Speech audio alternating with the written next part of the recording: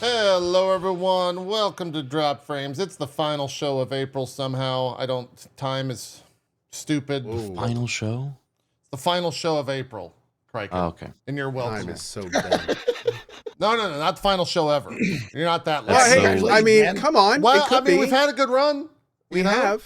Thank you so much for having me on your final show. This could be the final show. Yeah, man. It really depends on how Criken is as a guest. If he fucks it all I'm up, gonna do something then... crazy. I'm Yeah, gonna man. make He this could- your final show. He might get us all canceled somehow. Oh, no. It could go Didn't want that to say bad. anything. Criken, what's your during view on Nazi? No, I'm just kidding. Just jump up on my desk and shit on camera, and you're like, ah! Well, the funny thing is, if you actually did that, Zeke would probably join you because Zeke's whole thing Oh, is, yeah?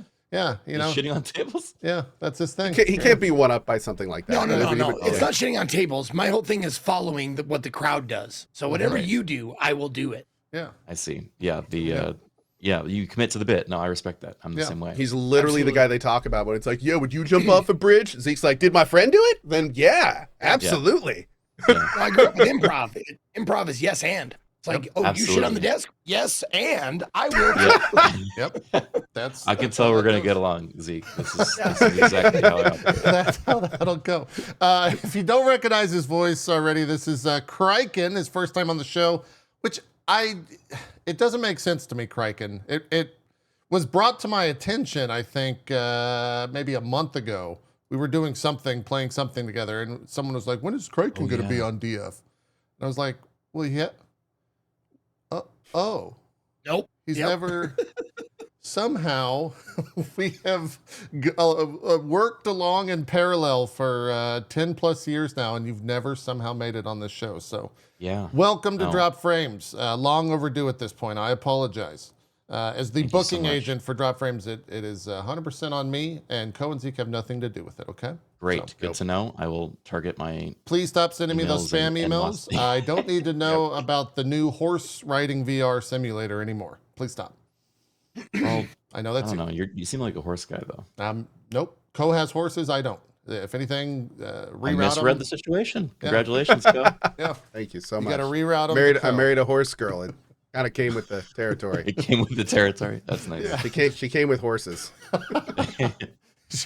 He got married, fine. and yeah, 2 horses. Now, to be came with it. clear- It's like old timey. That's how. Oh, it there's goes. like Girl 8 who now. likes horses. God. Yeah, got two more today actually.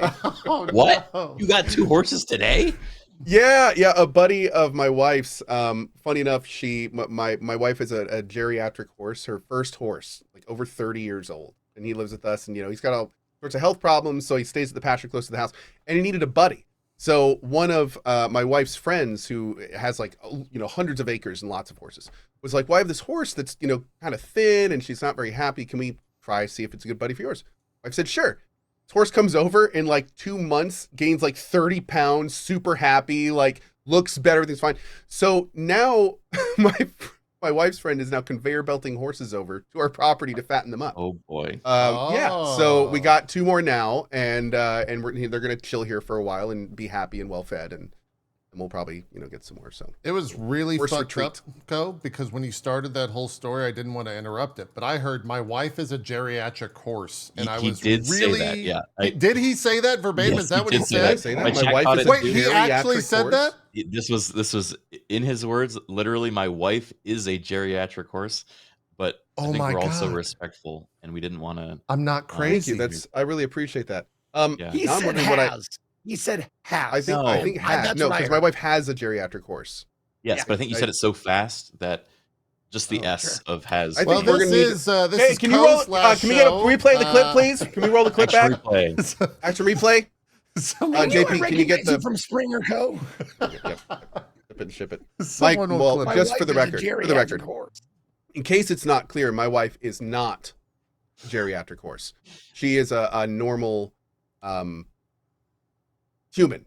She's a human. Yeah, that's the Normal word. human. That's Yep, the right one. the word Yep. for it. And confirm. So- I have met her. She does, however, In person. have a geriatric horse. So that Okay. is a fact. Yeah. Just so we're on the same page. It was close. You were Not a close. horse. It was close. Not a horse. Yeah. Not a furry. That'd be a furry. No, yeah, the furry. Not classic Are furry. centaurs furries? Yeah, I don't know. It's Oh, half here we furry. go. What a No. it's 10 a.m., dude. I don't. Would I don't wanna argue. would a furry get mad at a centaur person because they feel they're not committing? Oh. No. No. No, I agree with you. No. Centaurs No, are what they are. If any part of the creature is human, it's not a furry. So a As far as I know, centaur. furries are head to toe another animal. Okay. Head to toe. I don't know about Can't that. be half and half. You're losing me, Zeke. What if Yeah, it was man, this is getting cat a little. person with human ears, not a furry? I think if they call themselves one, they are one. How about that? Okay. Yeah, it's like a deterministic. I don't know. I think there's limits that need to be met. Honestly, I think we need checklists. We got a context. By furries. He's our honestly, war we need expert. We really, honestly, I don't think we're qualified to continue this conversation. I think we need a specialist. Yeah. Well, we as a long-standing show, we have experts in the field of many different You're gonna say fields. long-standing furry. No, that's I was stripping. ready for that. He's Stripping. now. If we were talking about weebs, now, we every once do in have a while, resident weeb expert. We do That's kind of different. get into weebdom, and But I do venture into the worlds of Very weebdom. unfortunately, because this has come up many times in the duration of this show. I should mention that since this is our last show. But no, we Let's get do it not all out there. have a resident furry that is a regular on the show, unfortunately. So we're looking to fill that gap for any casters out there. You're right. Yeah, I'm happy yeah, to we roll. keep busy. Yeah, I'm a big Strickland's role very player. busy. okay. Tell me What I'd like to do is get that weird alien guy Marcus from TikTok on here. I know think Mark. he would We be. can get Marcus here. Oh if you'd my like. god, I would love to. Wait, that'd be great. hold on. His Yes, market hit your I followed the ecosystem. entire saga, dude. Oh He is my one of- god! He is one of my favorite characters in, I have in never content been creation. more proud and excited. I am to talk following to you the, about the something. ballad of Jimbo James. is it from Rafflegators? Yeah, It is. It absolutely is. Yeah. To be honest, I don't know. This I make note. This is could not care less for the other guy. It's just Marcus. It's the Marcus show. That dude is everything. It's great. I don't know who he is. I think it might be an AI, but it's not. great. It's not a okay. person. Yeah, it's a person. But he's talking through a text Yes. to speech thing, right? Yes. Yeah. Okay. They are Marcus For is context, a mute. Yes. He is. This is a VR character that has a regular. He's a regular guest appearance. I think on a Rafflegator stream. I don't know if he does his own Yes. stream or whatever it is. I They always do see him have in their Raffle- own stream, but not as Yeah. Marcus. They And stream under he a has different name. taken the tactics by storm. He shows up in clip after clip. People are now memeing him and making their own videos memeing him. I don't know how many videos you've seen, JP, of I've seen all humans of them. being like Marcus. Yes. Yep. Yes, and Yep. man, some of those are actually fantastic. Like I have had trouble breathing from some of those. Dude, I So message it's very funny. Rafflegator It's very funny. every time I see one of those, and I'm like, brother, what the fuck have you done? He goes, this is beyond my control now, JP. Yeah, It's yeah. bigger than Real me. talk. If I was Rafflegator and he hasn't yet, I would be contacting that dude and be like, yo, like you need to get in on this. Like, Oh, let's- yeah, let's yeah. make No, a him- whole like this needs to be okay. Yep. I don't know like how. Yeah, They're very That's him awesome. and the person that Good. plays. It's not necessarily a secret. It is a broadcaster by the name of Jufa, and Jufa is Rafflegator's mute on his stream, who also sometimes plays the character Marcus. amazing. And so those videos are from like a year ago, Co. Is anyone else lost? It's just random TikToks, guys. That's all it is. It's It's just pretty much TikToks. random TikToks, yeah. But those videos are from like a year ago. Are they? And he Oh, okay. actually, they started picking up traction. And so now they're like slowly starting to build the character, I think, on stream. But I love it. Nice. That's A great. small world moment. The model that is used for that, the freaky worm, yeah. is actually made by one of the first friends I made in VRChat when it Yeah? was back in its beta. Ace J. Yeah. He Nice. he would go around and like he made a bunch of freaky models. He even made one for me at one point, which was my Edward character, which was a character I made for Dark Souls and then Elden Ring, and he remade him as this kind of floppy, like terrifying, life-sized character with like fingers that were not attached to bones and would just kind of float around. So he makes a bunch of cursed models, and I think the worm one has like definitely been the most like prevalent one that's like hit the mainstream. But Yeah. love Ace J stuff. So shout out to him. It's awesome. Yeah. Very cool. Tomato, by the way, friend of Criken and I's and streamer himself, used that model like 3 or 4 weeks ago at DGen night. So, Ko, it was very surreal when we're all sitting around watching the VR avatars basically perform strip club dances in front of us. And I look to my left and Marcus is sitting there. He's just got the big bulge eyes, just like. Oh, I love it. I love it. Just staring. Just staring. Just staring off into the distance. So, yeah. Are you enjoying the show, baby? Yeah. This is also the craziest. Have you found, Ko, to keep this going one more bit? Have you found the TikToks where people are saying that Jimbo James was not actually there and that this is all a false narrative by Marcus? Have you gotten down that rabbit hole? Haven't gotten that rabbit hole yet to go down. Yeah, no, that's I'm who still. this is right here. You've been. Oh my god. Oh no. And people are like. Oh no. This is what I said to Rob, and I was like, "Bro, it's gone too far." And he's like, "I cannot control this anymore." Yeah, yeah. Far beyond. It is now its own. It is meme. its own. It's its own thing. It has gotten life. Yeah, I love that made it into your your rotation though. That's absolutely hilarious. It's just funny. You don't even need to really understand what you're watching. It's just funny. It's just completely bizarre. It's absurd. And absurd. Absolutely absurd. It's good stuff. It's good stuff. Not to bring up something that we've already covered. Let's do it. Someone posted the receipts to Ko saying my wife is a geriatric horse. Does he say it? And yeah. My wife is a geriatric horse.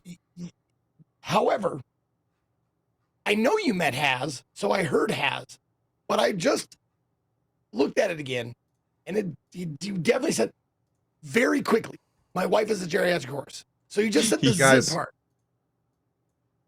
I didn't want you to have to find out this way. Oh, no. So who did I meet at your house, Ko? Who did I meet at your house?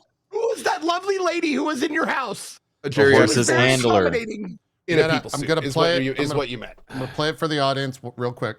My wife is a geriatric horse. Her first. Oh my God! You actually do say you're not going to be able to hear it, Ko. I can't hear it. Yeah, I'm trying to hear it. I don't have that functionality to do that quickly, but chat just heard it.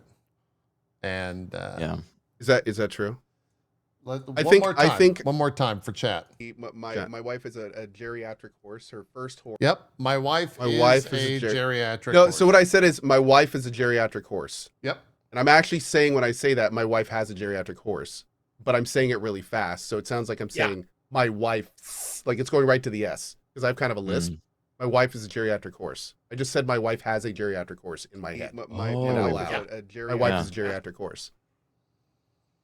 So now that now he's bringing it back around to his speech. Now I have 5 times. Yeah. All right. Hey guys, it makes me really self-conscious when you talk about my lisp. So if you could not be an asshole, I'd appreciate it. Checkmate. Thanks, guys. Oh man, that's true. Man, Told you that you are going to get canceled. This is the last show. Yeah, yeah, no shit. Ko's actually going to end the show by canceling us for something he said. That's crazy. I've just been waiting for the opportunity, to be honest. That's crazy. Like, how is this happen? How is this? The whole thing was a setup. Zeke, thank you. This is why, Criken, I knew you would do this, Criken. This is your I'm fault. sorry you got like roped into this. I mean, I'm going to have to cancel you fault. too, obviously. So, you know, yeah, cancel by association. It's fucked up, Criken. Anyways. What a start to a show. Yeah, welcome, Criken. For those that don't know, let's give a quick, let's have you give a quick introduction of who you are. You've been on Twitch for as long as we have. You've been in these parts for what, 10 plus years now, something like that? Yep. I joined this weird little life, well, 31 years ago was when I joined this weird little life, but then joined this weird little website was back when it was still Justin TV. And I was part of like their initial like beta program for partners and like the whole 9 yards. So I've been on there since the beginning, and I at some point went to college and I kind of stopped streaming, and then when I left college, I went back to streaming, and so I've since then been like got the college experience. Yes, I had the college experience, and now I have been here. I don't even. I think it's like maybe 13 years. Okay. And on YouTube 16. So yeah, it's been more than half my life now. It's not even like adult life. It's like actually half my life has been spent on the internet. Which I think if I didn't go to college would have left me a very like imbalanced individual, if you only grew up on the internet and had no social enrichment opportunity. So I'm lucky that I got to do that. That's Yeah. that's me. That's actually what this show That's is. the- Yeah. that's- what. Uh-oh. Yeah. Yeah. That's all the show is. Yeah, thanks. That's all of us on this. Yeah, I don't think any of us Um, graduated college. No, Oh, I I didn't graduated. graduate either. Year. I graduated. Oh, I dropped oh, out. you graduated college. Yeah.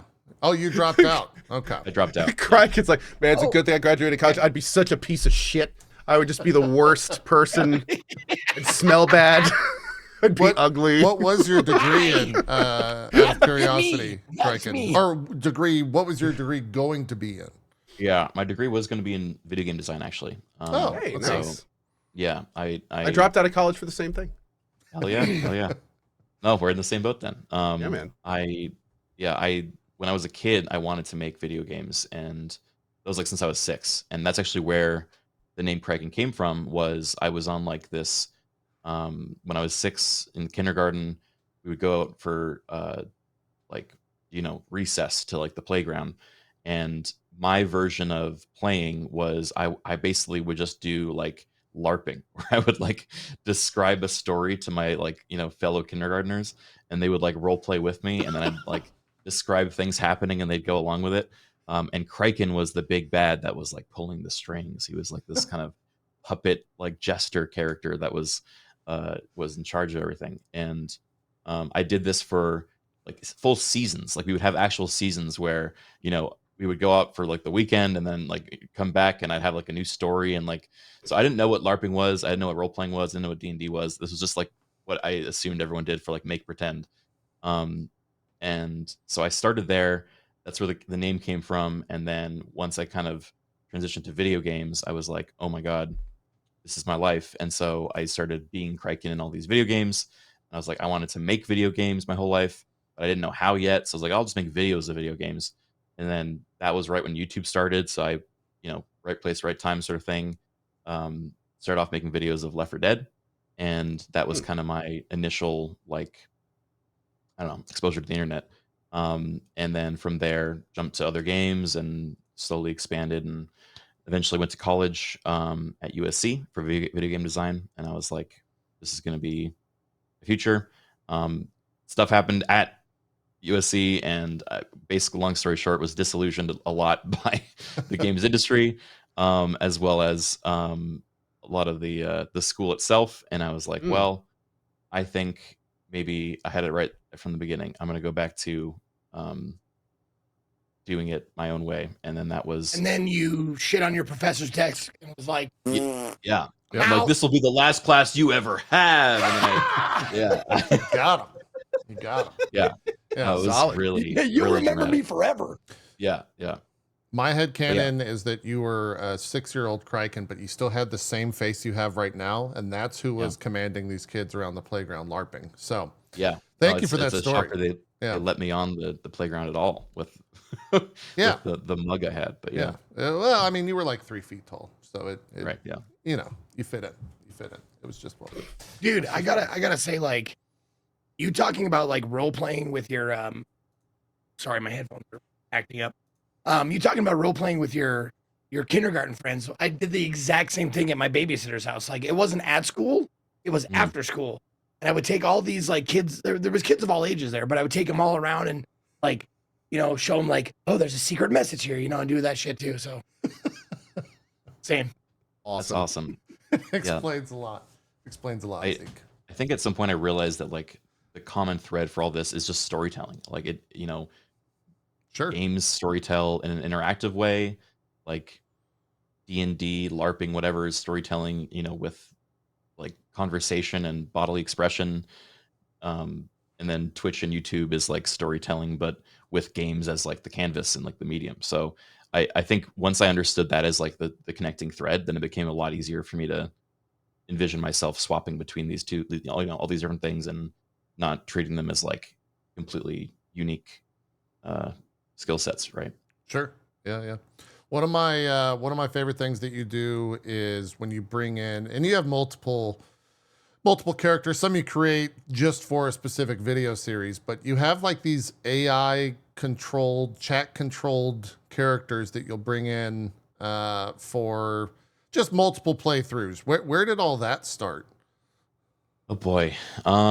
Yeah, so I have I'm working with a buddy of mine named Zyke, actually, that I've known since he was they were like, I want to say 15 and I was like 17 or 18. We were all like early YouTube days on like a shared kind of Mumble, or equivalent to like a TeamSpeak server, right? And we would all play games together. And it's like also went to school for you know video game related things, and we've been friends since. And afterwards, they yeah, there you go. Um, It's not going to play any audio or anything. It's okay, just the, yeah, a video component so people can see your okay. AI creation.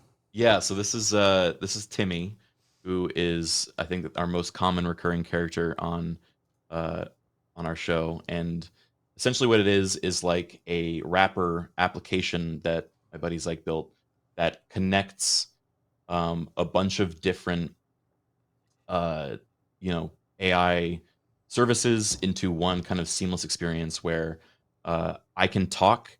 It will then go from voice to text, like transcribing it, and then that will be sent to ChatGPT, where we have written a prompt of this Timmy character. Basically, he thinks he's my little brother, and we're playing games together, and he's just eager to participate in whatever way he can. And I'll like ask him questions, or he'll observe things, or he'll chime in, randomly. He'll thank subs. He's also set up to be connected through Twitch, so he can read chat, like summaries of chat. He can like shout out individual subscribers, whatever. And so the whole system goes to ChatGPT. He responds. It then goes to a voice to text system, or sorry, text to voice service that basically this character's voice was trained on my own voice and my buddy Charborg's voice. We both submitted our voices to this app. We then pitched it up to sound like a little baby, and it will then read out these messages in this like homunculus version of our voices.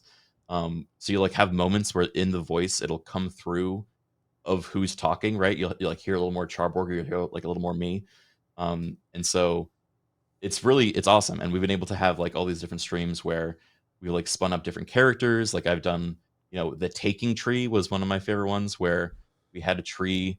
I went to TwitchCon EU, and there's this awesome, this is a whole different tangent, but there's this crazy amusement park called the Efteling, which is basically like the Netherlands version of Disneyland, but Okay. without all the IP, injection, right? It's just Yeah, like yeah. grim fairy tale style Netherlands stories.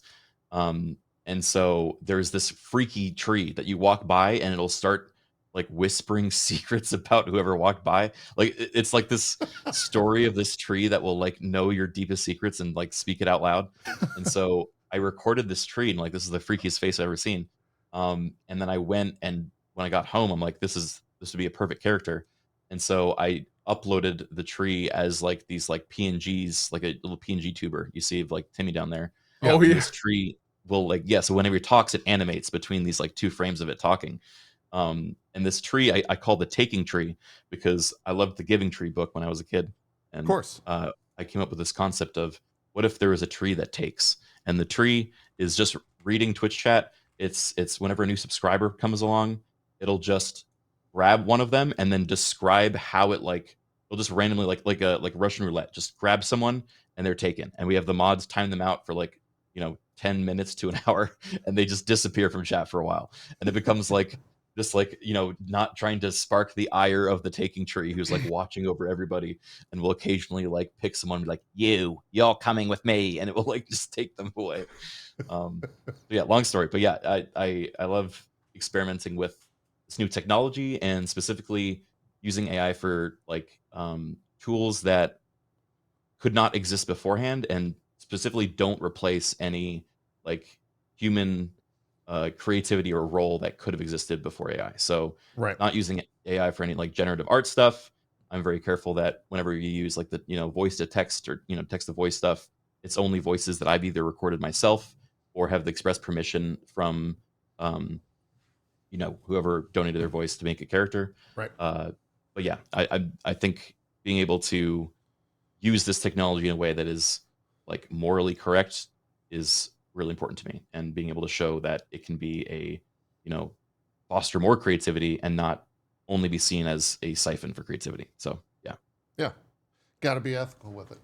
One of the other things that I think like ties between almost all three of us and yourself is old Barry, who we've had I met through Co, and then Co and he started doing stuff on Twitch, and then I think Twitch introduced him to you, and now he does things for everyone. But you had a bunch of like, well, I mean, you tell it. It was like automated story. What has Barry done for you? I can't describe it as well as you can. What hasn't Barry done for me? Yeah, he's done a lot. That's yeah, that's yeah. right. But yeah, let's see. So many, I say many now. It's probably been like 5+ years ago. I started a company with my co-founder Lauren called Ghost Commander, which is basically evolved into a interactive stream like tech building company and show running company. And we've worked with a bunch of different creators like Germa and Rambu and a few others on building like these full out productions where the viewers would be able to like interact with the show while it's happening. And so Barry became kind of our go-to programmer, where he built a lot of the kind of front-facing extension stuff. We worked with the creators on like designing a show around whatever their needs are. We've also done stuff where like shows, for my own channel and for Strippin and Arix and a few other people that we've built these shows to be kind of like a collaborative experience. Where I think we did like a Pokemon one, was one of my favorites, where it was like a Pokemon permadeath, like a Nuzlocke, but we were casting every Pokemon as one of our viewers. And so whenever we caught a Pokemon, we would draw a name, like for like a raffle. This is all from the extension that Barry built. Yeah. And we would draw a name. That person would then be cast as the Pokemon, and then could actually type in chat or on the extension, and it would pop up as like a little dialogue box from the Pokemon of them role playing as that Pokemon. And so, they were able to like, oh, put me in, coach, I'm ready. And then if they died, they not only get timed out in chat, but their character, like the Pokemon's dead, so they're just gone. Like they're no They just longer get there. banned forever. They're banned. They And go you to send a guys to their graveyard. house. Yes, They're done. yeah, they cannot I like it. participate any longer. Commitment. And Oh, but it no. was great too, because it led to this like this these stakes and this kind of lore with the community, where their favorite character, one of their peers, just dies out of the blue, and they're all mourning them because like they're not only not on screen anymore, but they're not in chat anymore either. It's like it's this really dramatic moment. So yeah, we built a lot of fun shows like that with Barry. And we haven't been able to do much recently, but it's I always You see did the it in conventions. Kenshi? Yes. Oh, I love Oh, Kenshi. that's awesome. Kenshi's so I good. saw a little bit of the Kenshi Oh. playthrough. Yeah. Can't Kenshi wait one for was Kenshi fun. 2. Yes, me too. Oh my god. You might like this Kenshi concept, Co. We did like a Hive playthrough. I don't know, Zeke, if you've played Kenshi before, but it's like an awesome RPG. It's one of the most unique RPGs out there. Super sandboxy. Yeah, literally. There's sand everywhere. And we built this system where we basically had everyone as like a Hive member, and we didn't have chat as the Hive, but we had this one queen, and the whole concept was if the queen dies, the run is over. And so we were all trying to protect this queen. And this game is brutal. It's like you'll be run up on by a bunch of wolves. They'll rip your limbs off, literally. It's like a whole thing. So the concept was this queen is the only reason we're alive, and we have to do whatever the queen says. But the queen is randomly pulling from chat. We have viewers like at random chosen to be the voice of the queen, and they can submit a text string, any sort of like instruction, guidance, whatever, and it will pop up on screen as like a proclamation. But Oh no. the trick was And my favorite part of this is we randomly scrambled all of the vowels. So whenever they said, and because it's like the queen is this hive, creature, right? It's like an alien. And so whenever they speak, it was like in this broken, like barely recognizable, like there's probably some segment later in this video where they talk, but it's just like, I think there was one like "Watur es lifo," and we're like, "What the hell does that mean?" And we figured out "water is life" is what they said, and so we spent our entire time trying to find a coast city because we were following the queen's instructions that like, Oh, that's water awesome. is where we live. Yeah, makes a lot of sense. I love it. It's I love I feel like that's a great way to sum up a lot of your content. Is there's so much viewer interaction in almost everything you do. It's like one step further than I think any streamer is willing to go when it comes to incorporating their audience. A single step. Yeah, it's like a single step further, and it works almost every single time you've done it. So it's fantastic stuff. Not only this, you do a bunch of role playing as well. But what were you gonna say? I don't want to interrupt you. I was just saying that I mentioned briefly like my journey from going from game development to streaming again. I think that was kind of the compromise for me, was like, well, if I'm not going to be in game development, then I want to bring the same kind of mentality and ethos that I've learned from school into streaming. And that's why, like, I really am looking for more ways of finding interactivity and ways to have like the viewers feel involved in what we're doing, whatever the stream might be. So yeah. Fantastic. Well, it's worked out thus far. And worked out for the past 13 years. So I think you might be onto something, Criken. I think you figured it out. What's the next? Do you have anything planned that you've been cooking on for a while, or is it all just kind of like? Yeah, there's one thing that's kind of a secret, so I can't necessarily share it, but it has been like over 2 years now of development, and we're so close. Whoa. So I've been waiting for that. It's in the same vein. It's kind of a mixture, honestly, of like the audience interactivity stuff and the AI, like persistent character. But You don't want to announce your big project on the last drop frames this is ever? The last drop frames, Criken. I mean, like, jeez, come on. No, that's awesome, dude. That's awesome. That's awesome. Yeah. I'm excited to see what else you've got planned, because it's always creative. So we'll keep an eye on that. I think you have to like find ways to, I mean, just going back to, I know we've all been doing this job for so many years. Like if you don't find ways to keep it fresh and fun and unique, then like burnout takes everyone, right? Like it's an inevitability. So I think finding like little moments that you can take back that like that passion that you originally had, is how I've stayed alive as long as I have. So even if these like projects don't go anywhere, having those irons in the fire of like, oh, this is an entirely new way we could do this, or oh, this idea, inspires another idea or inspires another creator, and then it's like, oh, let me work with them. And so I think that's sorry, just over in chat, it's not really the last show. I'm sorry. Yeah, that was a joke. Okay. It's a running joke in the show today. I'm sorry, I didn't mean to interrupt you, in the Criken. beginning of the show Yeah. today.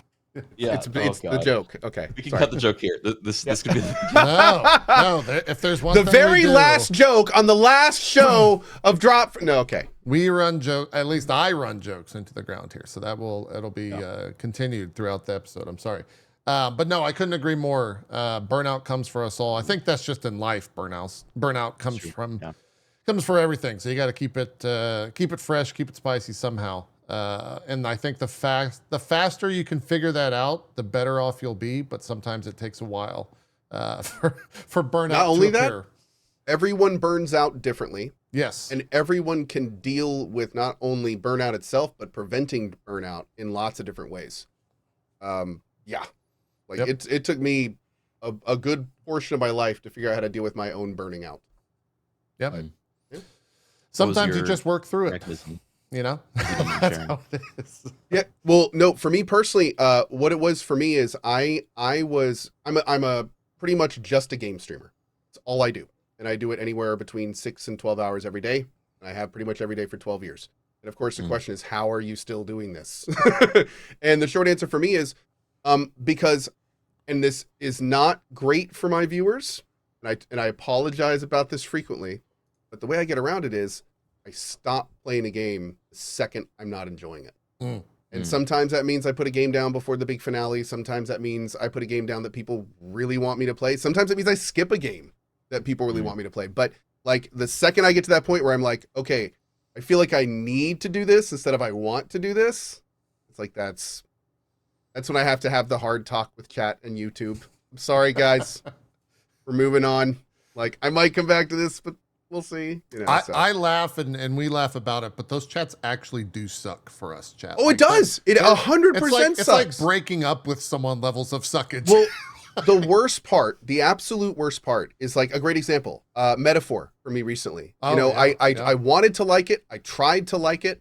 I played it for like 8-10 hours. And the thing that sucks about that is you have people who have given 8 to 10 hours of their life specifically to see the 50 plus that's going to happen after that. So it's like you've let them down, and no better way to say it. So that does suck. It absolutely sucks. But again, in the same vein, it's like, you also don't want to watch me play a game for 50 hours that I'm not enjoying, because those streams would be low energy. I wouldn't be having fun, which means you wouldn't be having a good viewing experience. I mean, I'm not playing the game I want to play. So it's like that, there's different levels of suck. At least you get to watch me have fun playing something I want to play. That's good, I guess. It sucks if you really want to see that game, but there's trade-offs. It is, yeah.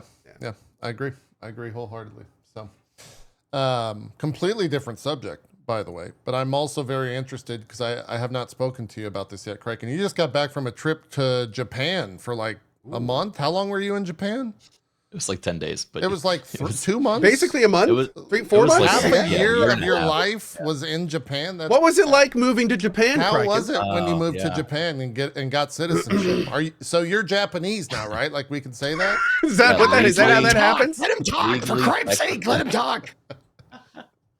Yeah, it was fun. I went with a bunch of streamer friends as well, and we went last year. Strippin was on the trip last year actually as well, and we all loved it so much. We're like, we're doing this again next year. And then I was like, I don't know if I'll be able to.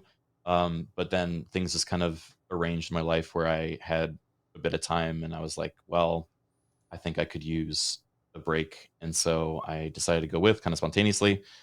We went to like Kyoto, Osaka, this like onsen in the middle of nowhere, and then Tokyo. I was only in Tokyo for 1 day, unfortunately, but because I had to get back for a friend's baby shower, which was another thing. But it was really fun. It was really nice. I don't speak any Japanese, but whenever I go, I'm like, I need to speak Japanese. I need to learn this culture, and language is so beautiful, and everyone's so nice and respectful.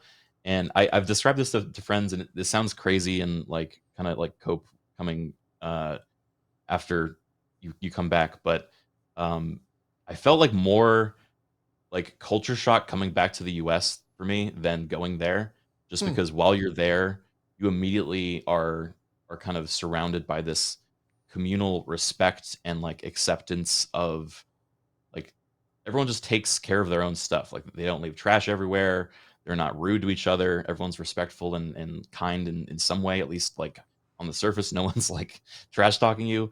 And coming back to the US, I immediately was just like, oh my God, everyone, like there was at the airport, even like people glaring at each other. There was like yelling. There was like, no one yells in Japan. Like the sound on the subway is like silent. Like everyone's just going where they're going.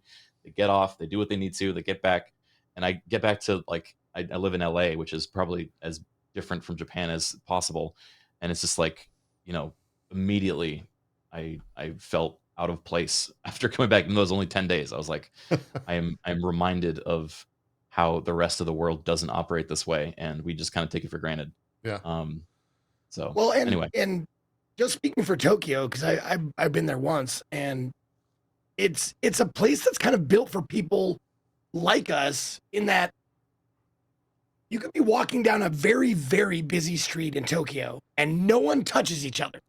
No one's like bumping shoulders or anything. Everybody gives each other like not a lot of room, but enough so you're not touching each other. So if you're walking, you're not bumping into people. People are always polite. but also everything is fucking automated, so you don't have to talk to anybody to like get shit. You know, you go up to like a ramen place and you're like, oh, right at the door. You're like, boop, boop, boop. That's what I want. You sit down, they serve you. No one said a fucking word the entire time to me. Like no one working there said anything to me. I put my ticket in front of me. They gave me my ramen. Me and my buddy talked, and then we left, and that was it.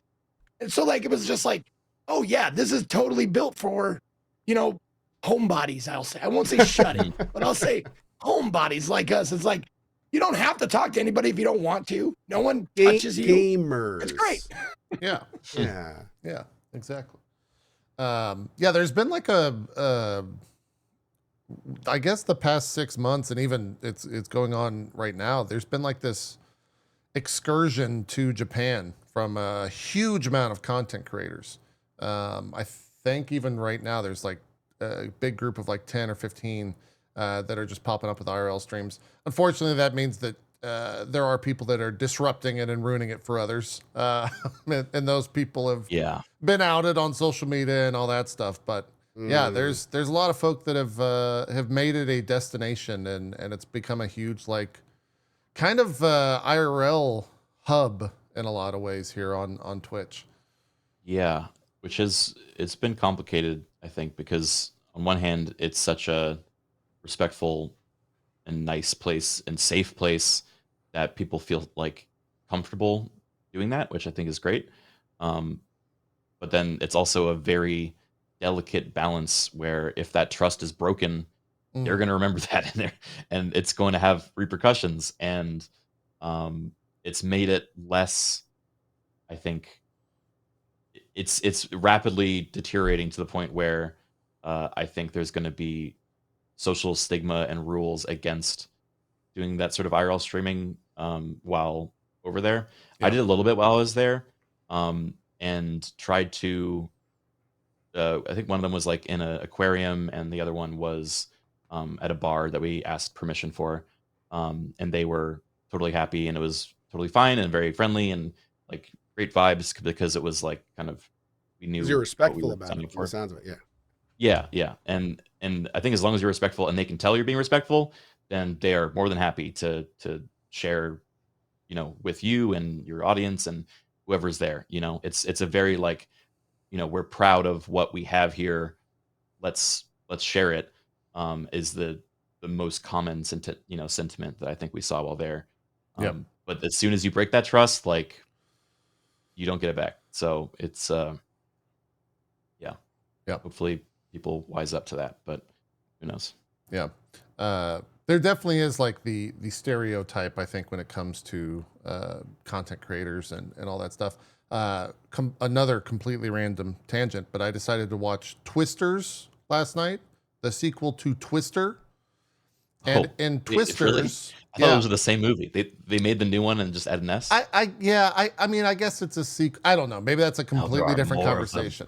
But the premise of Twisters, or at least one of the premises, is that there is a YouTuber who chases Twisters. He's a storm chaser, and he's like a piece of shit. And his like popularity has created other storm chasers that are all amateurs, and they're getting themselves in danger trying to replicate what he's. And I was just like, how is this a fucking, like, this is blowing my mind. Like, as a content creator, I'm watching a major, is it Glenn Powell? I forget what the actor's name is that's in it. I think it's Glenn Powell. Chad will say who here soon. But it was just like absolutely bizarre to see a major Hollywood actor portraying themselves as a YouTuber who is a storm chaser. That's very weird thing. I think that's kind of cool personally, that like that it's entered the like public, I wanted to say the word zeitgeist, and I don't know if that's that makes sense. Lofty of a word to use for this. That's my $5 word. You can I'll let you borrow it. Hell today. yeah, thank you. I use it about once a show. Let people. Yeah. It's- What's the show, huh? Yeah, once a show. Oh, I was about to say it again. I'm so glad I stopped myself. JP says it every once in a while, and I act like I know what it means. He does every time. Every time. Still no clue. Zeitgeist. No idea. That's Yeah, zeitgeist. yeah. You want It's a a fun zeitgeist? word. Zeitgeist. It is a fun word. Zeitgeist. That's the brother unit to Voltron. Yep. Yeah. That's Oh, correct. yeah. That's Oh, yeah. correct. Yeah. Tight. Yeah. No, zeitgeist. Yeah. I think is an enemy in Pokemon. Mm-hmm. Also true. Right? I think zeitgeist is what you are before you're fully formed as a baby, right? You're I like zeitgeist your mom last night. Yes. A fertilized egg is called a zeitgeist. dang, I got so that. Zygote. I got that joke. I'm gonna have a baby brother or sister. Oh,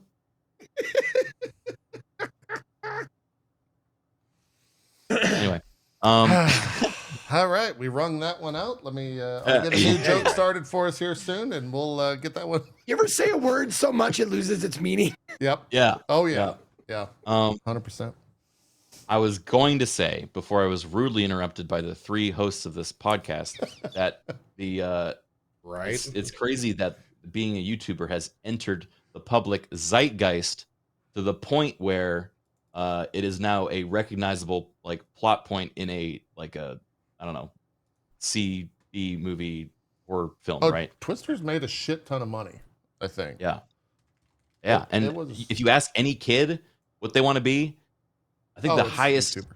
is YouTuber. Like everyone's like, oh yeah, of course. Which is like also I totally get. Who wouldn't want to just do whatever they find as their passion all day, and they have no concept of what editing is or all the work that goes into that. So they're just like, yeah, I'll just be do I'm my dealing thing. with that and with my people will 8-year-old. watch. Yeah. Yeah. Oh, Yep. I imagine. How? Yeah. What is like that? Like I don't know. Ed, are you able to share anything of like what that experience is? It's interesting because like it's in a lot of ways, when I was young, I used to tell my dad I was going to make money playing video games one day, because I didn't really understand what that meant. I didn't even, but he would always be like, what do you want to be when you grow up? And I was like, I want to play video games. And he was like, yeah, okay. Go to college. But so and then I bought him a deck. But the big thing there is like making sure the big thing I've done with my eldest and I'm starting to do with my other kids is just making sure they understand, especially from my perspective. I'm kind of lucky because I'm not a streamer that just like turns on his stream and does stuff. There's a lot of engine behind what I do. So, and it's one of the reasons that I've been successful. Because I tried the luck thing and failed miserably. It's a different story.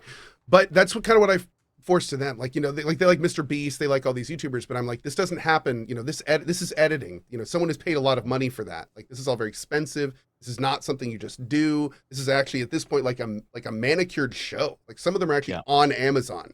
And these are the ones where, my kid's like, I want to do that. And it's like, that's a full team making that. That's not just a guy. That's like 15 people plus, doing that. Yeah. But and also just grounding them, making sure they understand where it's like, you got to be older to do this. This is not something you can just do. Makes it really tough when there's parents out there like marketing their 5-year-olds in their own YouTube series. True. Like, that's horrifying to me. Yeah. Like some of the age of some of the YouTubers they watch is it's concerning to think what that's doing to those kids a lot of times. But yeah, it's one of those things that I can tell it's gonna be a thing their whole life. Every one of his friends says the same thing. So it's like we have generations of people where it's just like, what do you want to be when you grow up? Well, obviously a content creator, and it's like this is going to get interesting quickly as kids, don't feel the need to go and get a specialist education doing engineering or being a doctor, because they're just going to be a content creator. That's what they're going to do. Yeah. A lot of broken dreams. Unfortunately. Yeah. Here in about a decade or two, we'll start to see all That's of another that. thing I stress to them. It's like, it's like a 10,000 plus to 1 ratio of really good try to actually successful. So, and that's very important to keep in mind. Yeah. I would say those are Imagine- generous odds too. Yeah, Oh, I was sure. gonna say like These days, 1 in for sure. 10,000, maybe like you squeak by paying rent. Yes, Yeah. exactly. And for an indeterminate amount of time, which is a completely other thing. It's a very transient profession for most people. So Without question. Yeah. Without question. anyway, that's how I approach it. Uh, Carefully. No, I'm just glad we had this conversation on my stream not too long ago about what is your mom, because I call my mom every Thursday on stream and I have that's nice. my chat ask her questions. And one of the questions was, what do you tell people that your son does? And she says, my son is a streamer. He streams video games on Twitch. So she's like, okay. But 10 years ago, she'd be like, he's an internet guy. You know, it's like Yeah. how we used to have to explain that shit. Like 10 years ago, you'd have to explain it like, okay, there's this place on the internet where you can go and watch other people play video games. Now, before you judge me, do you like sports? You watch other people play those sports, right? Same. It's just for the people who don't like sports, watch other people play video games, which they do like. See? And now I just say, I'm a streamer on Twitch, and they're like, oh, okay. Yeah, it's acceptable. Oh, cool. People understand. That's it. great. I love hearing the evolution of how parents represent what we do, or even just understand what we do, because I've also had that same experience, right? Since I was 14 and started my YouTube channel, it started from like, oh, he just plays games on the internet, to like, I mean, what my mom describes it as now is like it's theater. She'll tell people like he runs his own improv show every day on the internet where he's like doing characters, he's doing all this, and it's like, you know, these go on for 5 hours, and the next day it's a new thing, and like, you know, it's maybe a slightly generous way of describing it, but in a lot of ways, yeah, it is improv, and it's like it's being able to, you know, play to an audience and understanding how to manage your energy and, you know, present information in an interesting way. And I'm really glad that we're at the point where in the cultural we can't have zeitgeist mentioned more than like twice. I think 3 times is the You're is the still limit. my You can't fucking stop word, saying it. Criken. And this is the Sorry. last show, Ugh. and you're still my fucking word. Okay, from now on, if I'm going to say the Z word, I will point to you, and you can say it. Okay, thank you. I welcome. appreciate that. That's very nice. Yeah, Yeah. it's very nice. Yeah. Saved, not cooked. Yeah, not cooked. Saved. Appreciate that. It's not actually the last show. That's a joke, running joke. I like Still a running It's the Running last joke, show in April. Not a running. Yes, where this is not the last yet. Oh man, it's the last show. Well, awesome. We're glad to have you here, and glad that we finally got you on the show, Criken. I'm sorry. Like once again, I'm sorry it took so long. Let's talk a little news, because the past week's been maybe one of the crazier weeks for Oh my God, it has. games. You're right. At least game releases. Oh, Not that much news, but definitely some big game releases. Started off on Monday, where we all thought that Oblivion Remastered was going to be announced, and then they finally came out around, I think it was around noon. They're like, all right, we can't keep this secret anymore. It's been out. We'll talk to you tomorrow. Be there around noon on Tuesday, noon Eastern, and we'll finally talk to you guys about this. And then everyone else was like, "And play it?" Question mark. And everyone, yeah, and everyone else was like, "Yeah, we'll probably play it." That came out. The Oblivion Remastered. One of the reasons why I wanted Criken on the show is I don't want to. It's one of your favorite games, if not your favorite game of all time. I've watched you play. Absolutely. A lot of remastered of your own means with mods and whatnot.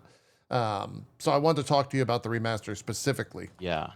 The timing was kind of crazy because I play Oblivion like at least 2 to 3 times a year. I feel like I'll end up returning to it. It's like my comfy, like, you know, space. And every time I mod it with like a different experience, I put together like a little mod pack that has a different kind of vibe for it.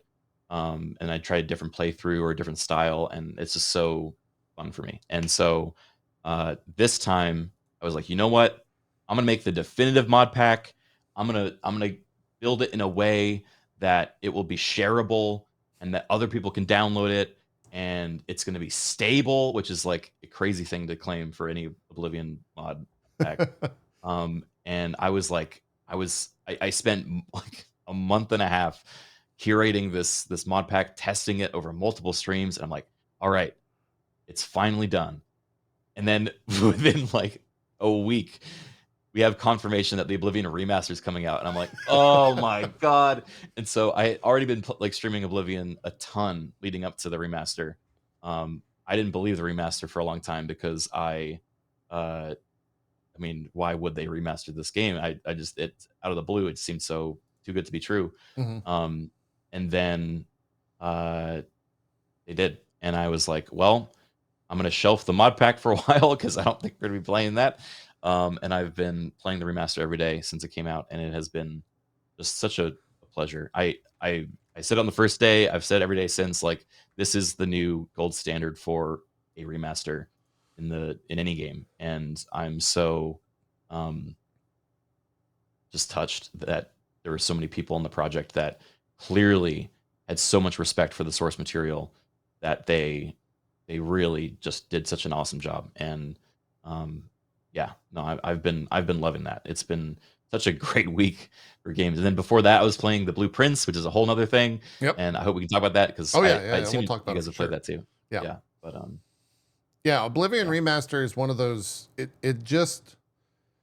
I think we all played this game when it came out, and it was. I actually saw your TikTok talking about like Oblivion and the importance of it, and what it did for games and what it did for Bethesda, Mhm. and I think everything you said there needs to be echoed. This remaster, I kind of feel like it's doing that again for a whole new generation in a lot of Yeah. ways. Because there's so many people that are playing Oblivion for the first time, and they're getting to experience the same thing we did with much better graphics, much better graphics. And But some Yeah. seriously nice extra QOL. yeah, absolutely. Yeah. Yep. Yeah, it's just a remarkable, like, it's just so fun to get in there, and you really, I think, can't say it enough, Criken, where like they had such a respect for the source material that the same bullshit that happened that you loved back in the day, where four characters, NPCs, will just appear in a city street, start saying random nonsense, and then they'll all just nod and walk away. And you're like, Yeah. this is awesome. Like, Yeah. that's Oblivion. It's so good. It's the best part of the game, is just the complete absurdity of it all. That I've just been having an absolute blast with. And not only playing it, but also watching it. Because everyone's got a different experience, because Yeah. everything kind of happens differently for everyone. The NPC AI is so bonkers. Yeah. Not like that it's crazy detailed or crazy in what it's doing, but it's that it's literally insane. Like, you never Yeah. know what something or someone is going to do when you happen upon them for the first time. And I Yeah. love that. It's so funny. And the character models look absolutely stupid in the best ways possible. Yes. That every time you zoom in on someone and they have a conversation, they put like the spotlight. The key light. Yeah. Yeah, Yeah. there's a Oh, key light now that drops down on the person's face, so it highlights their features, and you're just like, look at that fucking dumbass talking to me. Yeah. Like, he looks so stupid. It's great. Character creation is also fantastic. You're getting to see some absolute monstrosities out there. I don't think I've seen a good-looking character, and I mean that upsettingly, or sorry, not upsettingly, because everyone's characters just looks absolutely hideous, and the fact that they Yeah. kept that it's great. It's fantastic, and it seems to be doing well for them. I think I saw they announced like 4 million copies or something were sold already. Wow. That's Awesome. awesome. That means Yeah. we'll almost assuredly see a Fallout New Vegas. Yeah, well, God, I I think hope. that's all but confirmed, right? Like, there's been some leaks They've around they've confirmed Fallout 3. Fallout 3 has been Okay. leaked as Okay. as coming, so we can, especially assuming now they're all under the same umbrella. that. There's no reason to think that we're not going to see New Vegas eventually. Yeah. At this point, it's just like, how hard are they going to work Virtuous? Because those guys are basically a money printing machine right now. like if they could do exactly what they did to Oblivion to like 6 or 7 other Bethesda games, that'd be great. Are they? I mean, I guess we have no way of knowing if they're working with other studios, but I feel like at this point they're just going to get acquired by Bethesda and be like, "All right, this is your new or thing." Microsoft. Yeah, Yeah. They're absolutely. Microsoft. Okay. Yeah. I don't know who they're owned by right now. Actually, that's a really good question. Who They've got Bethesda's owned by? No, Virtuous. Oh, Are they, Virtuous. Virtuous. are they I a was like, Bethesda created company? Like, what's their history? let me Google it. I also want to note that it's 4 million players, not sales. Quite different, because they Oh, factor in very Game different. Pass and all that Yes, stuff. very but different. still, 4 Oh, million okay, is that's crazy. No, New Vegas was not entirely Bethesda. New Vegas was actually contracted by Obsidian Yes. from Bethesda. Obsidian, yeah. But now Obsidian and Bethesda are both owned by Microsoft, so we don't have to worry about that stuff. Yeah, so let's see. I think, is this the right Virtuous? Yeah, wow. Okay, so Virtuous has been a company since 2006. Damn. They have done a bunch of different things. Are they like a support studio, or is it? It's getting Virtuous really is a studios work work for on, hire like- company, and they're also working on Metal Gear Solid Delta. Yeah. Yeah. They are an awesome. external developer for other companies. Yeah. So they've worked on, like you just said, Snake Eater Delta, South Park Snow Days, Suicide Squad, Kill the Justice League, Outcast: A New Beginning, Call of Duty Modern Warfare 3, Horizon Forbidden West, Complete Edition. That was the PC version. over the Hogwarts place. Legacy, Disney Speedstorm, Mortal Kombat 1, Outer Worlds, Spacer's Choice Edition, Horizon VR, Call of the Mountains. Yeah, so they're all over the place. They helped on Cyberpunk, Jeez, man. PUBG Battlegrounds. I'm surprised this is the first time we've really heard of them. Yeah, they worked on the Stadia port of PUBG Battlegrounds. I think because a lot of Stadia. Like yeah, the Fixers. the Stadia port. Oh my god. Yeah, the Fixers. Yeah, I think there's a lot of studios like that out there, right? That are contracted to either work on, DLC or ports most often. I think ports are huge for like studios that just need to keep, working on stuff, and so they contract out for stuff like this. I think what's so awesome about Oblivion Remastered is it's so clearly a, like, from the ground up clear vision, and they as the studio were like able to like have so much more control over it that it is all their skills really can shine from it, as opposed to when they're working on like a DLC or a port, and it's a lot of technical stuff, and you can't really separate the work of a studio that's contracted versus the ones that originally made it, right? So Yep. this is a dream come true. Agree. It's fantastic. It's just a lot of fun to get in there and like play in that world all over again. It's also, at least for me, Criken, you play it pretty frequently, so you probably already know who everything is all the time. But like getting back into the world for the first time, I was like, oh yeah, I forgot that thing, that item I need to go grab early because it'll let me do X, Y, or Z. Or like, oh, once I hit level 10, I'll go and grab the skeleton key because that thing's super bent. Like just small shit like that got locked away in my stupid brain for 20 years or however long it's been. It gets unlocked again just by entering into this world is cool. It's really fun. So Yeah. By the way, are you playing as the Pink Panther? Kinda. Yeah, I didn't actually intend to make it the Pink Panther when I first made it. I named him Will Ferrell, Feral. Oh yeah, because he's feral. Yeah. Yeah, and he's my unarmed Khajiit. So Khajiits have a bonus to hand-to-hand combat, and so Sure. I was like, let's just full commit to that. And at this point, he runs like at the speed of sound. He can jump across lakes, and fights everyone with his fists. And it's been a lot of fun. It's very goofy. yeah, that's also been another weird thing. Is I was watching streamers and they were like, I don't want to play this game just constantly jumping around. Like I'd rather be more immersed. And I'm like, how do you not just constantly jump? Like it's so beneficial in every way, shape imaginable in Oblivion to just jump. You just jump. I have a lot of thoughts on that topic in particular, and that's that I think since Oblivion, there have been so many RPGs that take their world and their story so seriously that they are afraid to have these kind of goofy, arcadey, like silly elements in, because they fear it will cheapen the experience or the characters or any of that stuff. But I think Oblivion was like this perfect slice of life where it has like a compelling world and characters that are made more enriched by like the ridiculousness and the uncanny valley situations you find yourself in. And so being able to jump and like fly is so much more like you want to spend more time in that world because you can do these ridiculous things and be met with like a character that will, tell you to your face they never want to talk to you again. And you're like, oh my God, what did I do to you? Yeah, it's I don't know. I think I lost the plot there a little bit when I was talking, but there's whimsy in this world, right? That I feel like is missing from so many other RPGs. Did you play Morrowind before you played Oblivion?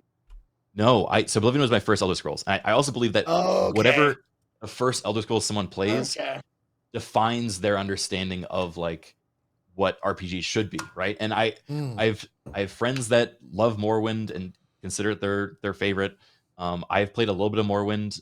There's like a really cool multiplayer modded. Basically, there's a project that ported all of Morrowind as an open source code base, right? And the people then modded it to have multiplayer, so you can actually play Morrowind in multiplayer, and it works surprisingly well. So I've done some of that. It was really cool. But I think there's these like creature comforts you learn in whatever Elder Scrolls game you first play that you come to expect from the future ones, and every time it's different. Like, unfortunately, I think Skyrim is like so kind of casual compared to Oblivion, compared to Morrowind, that I would agree. It's hard for people to go back once they've been introduced to it with certain expectations.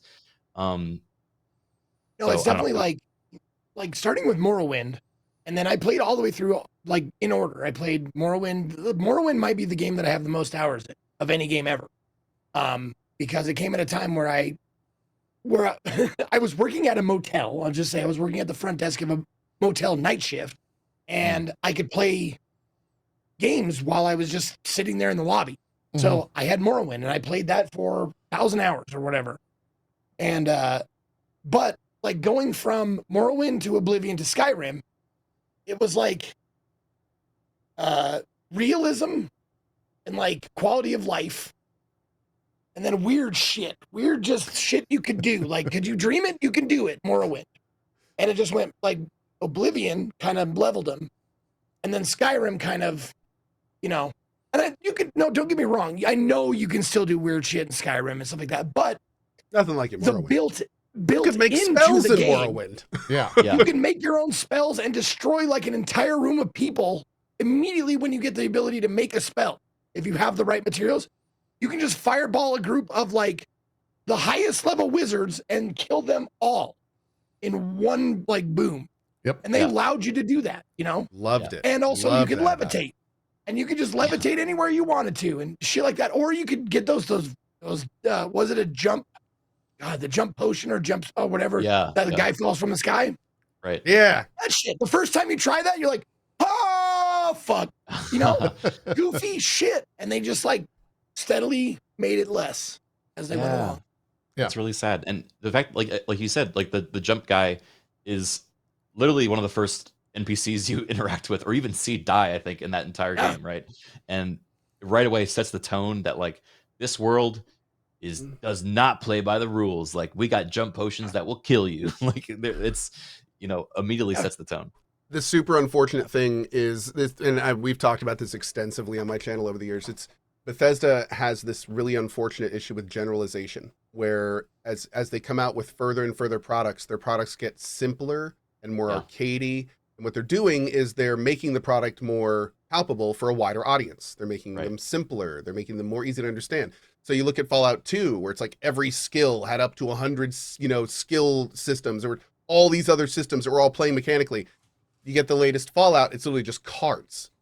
Yeah. You start with Morrowind, you had sound damage, making spells and everything, all this depth. Then Obsidian, and it's like, oh, we can't make, or Oblivion, we can't make spells anymore. And there's no more sound damage. Okay. And then Skyrim comes out and it's like, fire, ice, lightning. Oh, okay. And then it's going to be ES6 and they're going to be like, I throw fireballs. I'm a mage. And that's it. That's all you do. Just throw fireballs. Yeah. That's the magic. That's all you do in that. So it's, and it's just, and we see that in like all their projects. So it's a very unfortunate part. We don't see it in every company, but has definitely been a trait of Bethesda. I think, Starfield is, I think, the perfect example, right, of this like homogenization of their games, where like you can look at any like, I don't know, 5-minute gameplay from that, and I couldn't even tell you what game it was. Like there's no, it's lost whatever unique kind of sauce made That it. kind of soul. Yeah, the soul. Yeah, it does feel like, yeah, like a corporate like compromise at each step of the design process, and it's really a shame because I love okay, I want to be pessimistic as I try to be optimistic about games and the future of them. I think this Oblivion remaster and the fact that it's doing so well and people are celebrating the quirkiness and the weirdness of it, I pray that is going to resonate with people there, and they're going to be like, okay, maybe we overstepped in the last few years. Maybe there's actually still an audience for the weird stuff and like for this this kind of uncanny experience that was not necessarily stable all the time, but it doesn't have to be because it was fun. I hope that will change some minds of the people making the decisions. Yeah. Because I would kill for the next Elder Scrolls to be like Oblivion more and less like I don't know, Starfield. Yep. No, I agree. And Yep, Zeke, well that's said. what I was talking about, by the way. When he just looked at that motherfucker and they just looked Yeah. absolutely stir crazy. Man, that's the tip of the iceberg, Zeke. It is absolutely the jump scares that happen now in Oblivion. And I don't know if maybe this was in the original, and maybe I'm just a fucking pussy, but walking around in the towns that have bells in them is they're so much louder. a nightmare, because at any given time the bell will just fucking start ringing, and it's like 30 times louder than anything else in the world. And I've done this multiple times. I've had to take my headphones off, or I've just been like, oh God, just completely scared because of how loud those bells are. But I don't want to turn them down. I love it for that. I just love the absurdity that can happen. I don't think we'll ever see that. I hope you're right in the fact that they'll notice the things that are resonating right now, but like, there's no way they would put that in a modern day game because it would just get crucified. Things like that. But it's acceptable for a remaster, I guess. Which is it's a very like game only problem, right? Like and I can't think of another parallel to media where something like this exists. And it's very strange. I think we could even carry that conversation to the idea of the difficulty within the base game, where people were like, "Oh yeah, I've played the Elden Ring, I've played Soul, I've done all the Souls games." Nice. Sorry, I'm laughing at the video podcast.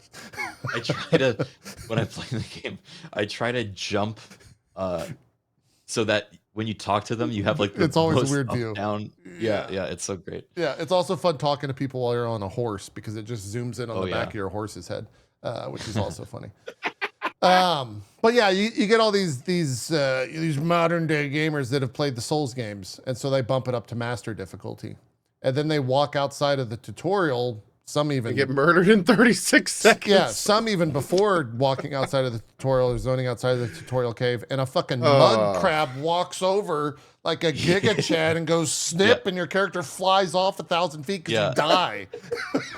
That's awesome. So it was that was a lot of fun for people that have never played this to react to the difficulty for the first time, because the game is crazy difficult on master. Yeah, I think. Well, I do think the difficulty scaling is a bit crazy. But, it's atrocious. Yeah, but that's also, I mean, I think going back to mentioning Kenshi before, there was kind of a design ethos of these games. I think Kingdom Come Deliverance is also another great example where your character isn't like the guy. Like you're, at least when you start out, like you are just an average Joe. You can get killed by a mud crab. You can get like, the hungry bandits roaming the wastes of Kenshi will knock you unconscious and take all your things. Like this is just par for the course.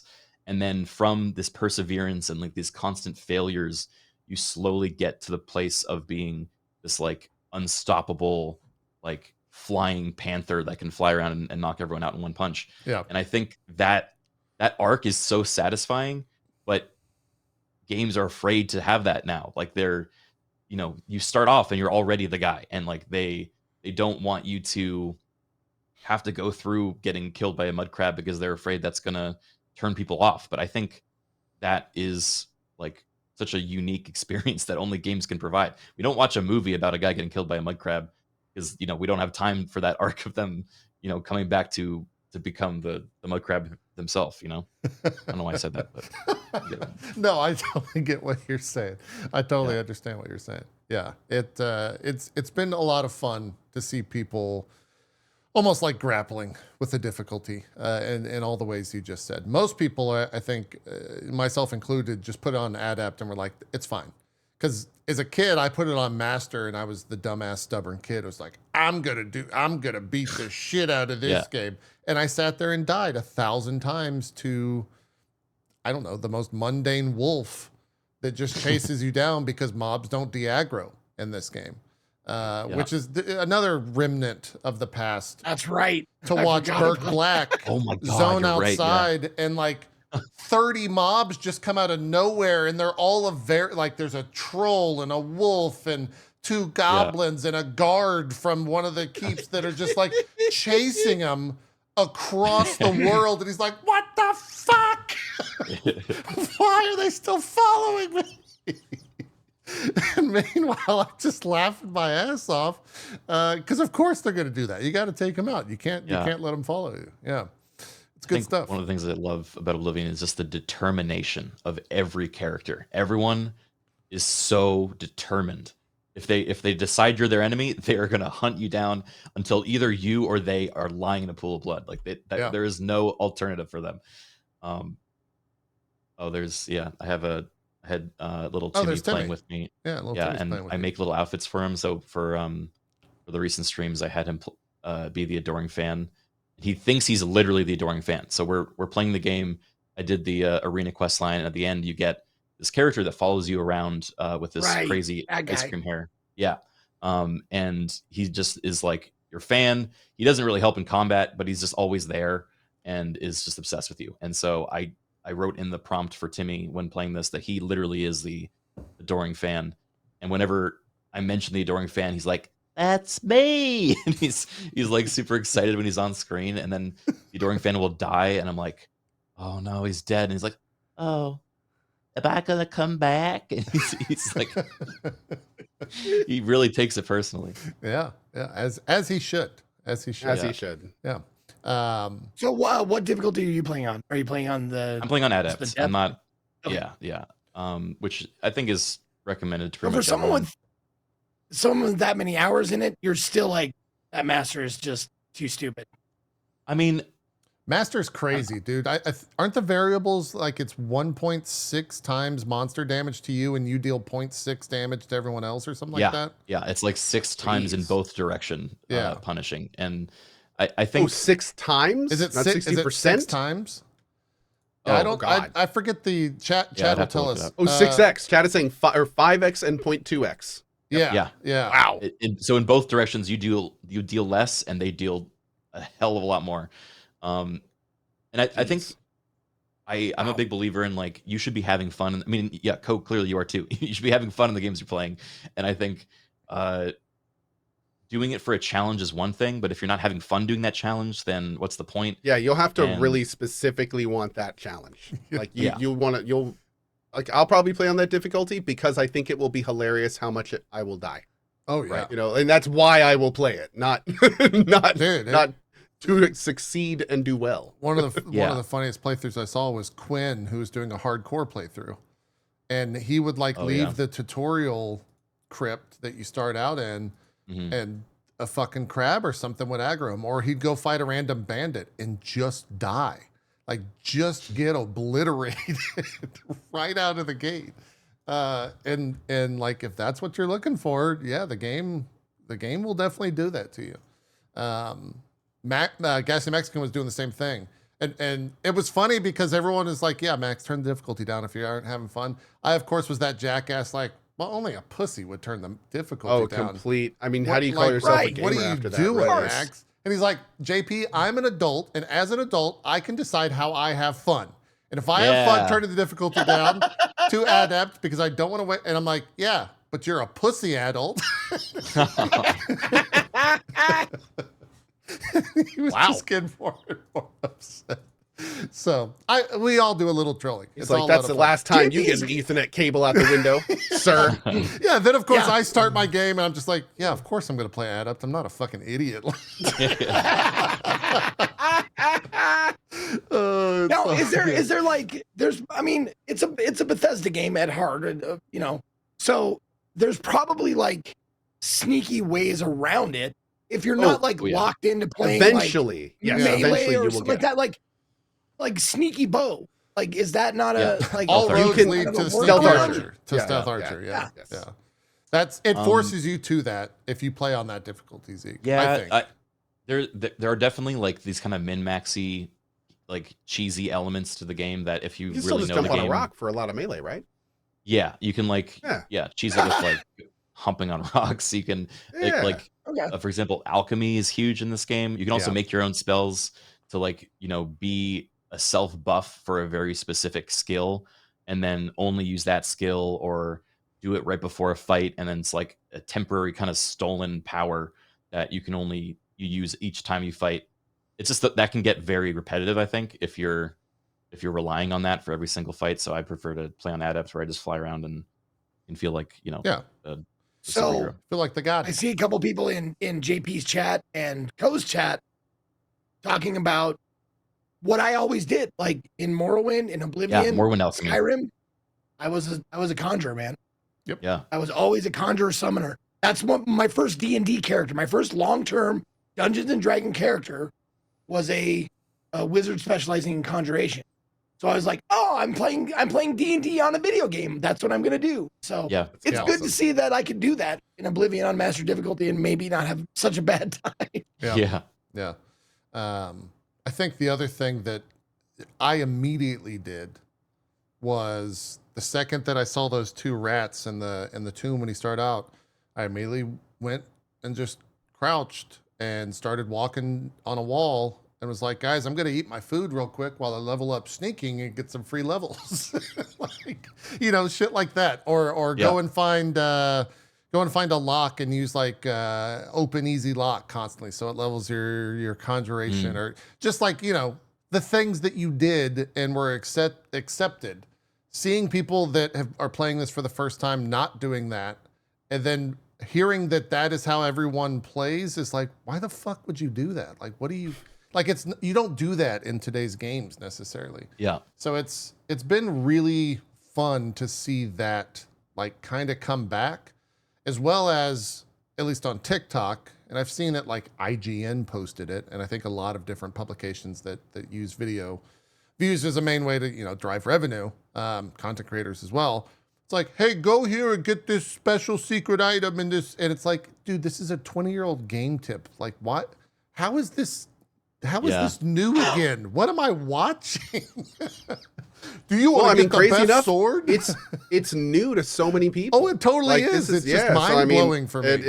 But it's like, it's crazy to think how many people are playing this before they ever have been exposed to the original. Totally. And it's a beautiful thing. Well, Yeah, I love it. And that's I'm why just happy more people are talking about it and experiencing it for the first time. Absolutely, yeah. I saw it might have been Gassy that was saying this, where it's like, for everyone that played Oblivion, it's like returning to their childhood, and that's fantastic, and it's a great remaster. But for me, a whole new Elder Scrolls just came out. Yeah, And I get to play it for the first time. This is that's awesome. like, this has to be one of the craziest stealth, even though it was already known about, like stealth drops ever for a whole new Elder Scrolls game to come out for an entirely new generation of gamers. Yeah, And I was pretty jealous because, like, yeah, it's a massive game. You can spend countless hours in this. Not even to count like the mods that work in it already or have been ported over to it already. Yeah. I haven't dabbled yet myself. I mean, I love modding Elder Scrolls games, but I was going to wait till I finished my current playthrough before I got into the modding scene. But apparently they built it very much intentionally to work, with even some of the older mods to already work. and for it to be the same kind of modding system as the old game, so that people can port over a lot of their stuff or build new stuff. And I think the modding scene is going to be so amazing. I mean, I think the systems are just so much more unique and fun than Skyrim's, and Skyrim is like one of the best examples of how modding can, transform a game, right? So Yeah. I'm so excited to see what people come up with. It's going to be a lot of Two fun. questions.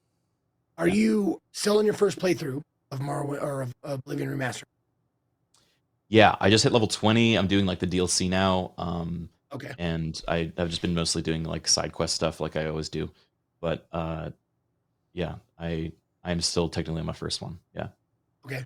Second question is, are you playing it unmodded? Yeah. First one, I'm trying to get as re-experience it without. I'm mostly curious just to see what the these devs decided to include, decided to change, and so I'm just having a lot of fun finding like the things that I'm like, aha. Like for example, one of the famous quests in this game, you find a dude has disappeared, and you're like, what happened to him? Well, he's a painter, and if you go into his studio, he's got a painting, and that painting is a living world, a painted world that he has been sucked into, and you have to go in and rescue him. And when you go in and rescue him, you find out that there was a thief that broke into his house and stole his magic brush that lets him paint, these living worlds. And he followed him into this painting, and then the thief started painting really bad trolls, like poorly made trolls, because he was like trying to defend himself. However, I remember that. yeah, I think one of the funniest little like nods we discovered was the trolls you fight in the painted world that are quote like badly made, like bad looking trolls, are the original Oblivion model and design for the trolls. Oh, that's fucking That's cool. awesome. That's I didn't know that. awesome. That's great. And so they're like nodding at the fact that like, yeah, we tried, but these are the best trolls we could come up with for like the time. When you go out into the real world, they're all fuzzy and like gorilla-like and really intimidating and unique looking. Yeah. But if you go in the painted world, they're the old Oblivion trolls again. It's great. That's great. Yeah. That's really fun. Yeah. The models in general, like we said the graphics are good, but it's a really, really pretty looking game. It might have my favorite title screen, like start screen now of any game, because it's just the fiery Oblivion gate with the dude standing in front of it, and like this gorgeously rendered version of that. It's stunning to say the least. But yeah, there's moments where you're walking around in a cave and you see like there's like one of those light shafts coming in that you would always see in the past. You're like, whatever, it's not that impressive. Now when it does it, you get to see like the little fog ripples off of that, and you see the light being manipulated by the fog, and you're like, fuck, man, this is gorgeous. I can't wait to see. I really hope that this is them testing one for remasters to see the way the game is made is it's got their stuff, their engine with Unreal Engine 5 on top of it, with UE5 on top of it. And so I guess the theory is that they could do this to other stuff. We talked about like remasters, but I really want to know like what is Elder Scrolls 6 going to look like? Because should it come with this wrapper? Yeah, like if it looks this good, fucking let's go. Like I'm on board 100%. But if it looks better, like holy shit, no. Hold on. Keep in mind. Elder Scrolls 6 is still, as we know, going to be in Creation Engine. It's going to be a different engine, right? So there's a chance that Elder Scrolls 6 is not going to look as good as the Oblivion remaster. That would be crazy. I was wondering that too. 100% the world we live in. That's like, as of now, unless they change anything, that's where we're headed. They're not going to be able to import like the UE5 graphic engine into Creation before ES6.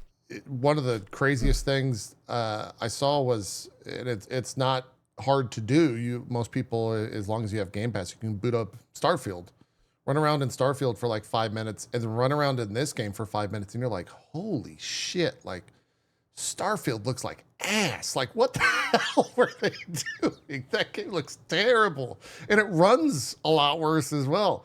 This one it's like gorgeous, and so I hope that we see I hope that it's better looking. I hope it's not the type of situation where it gets compared and be like, well, they should have just used UE5.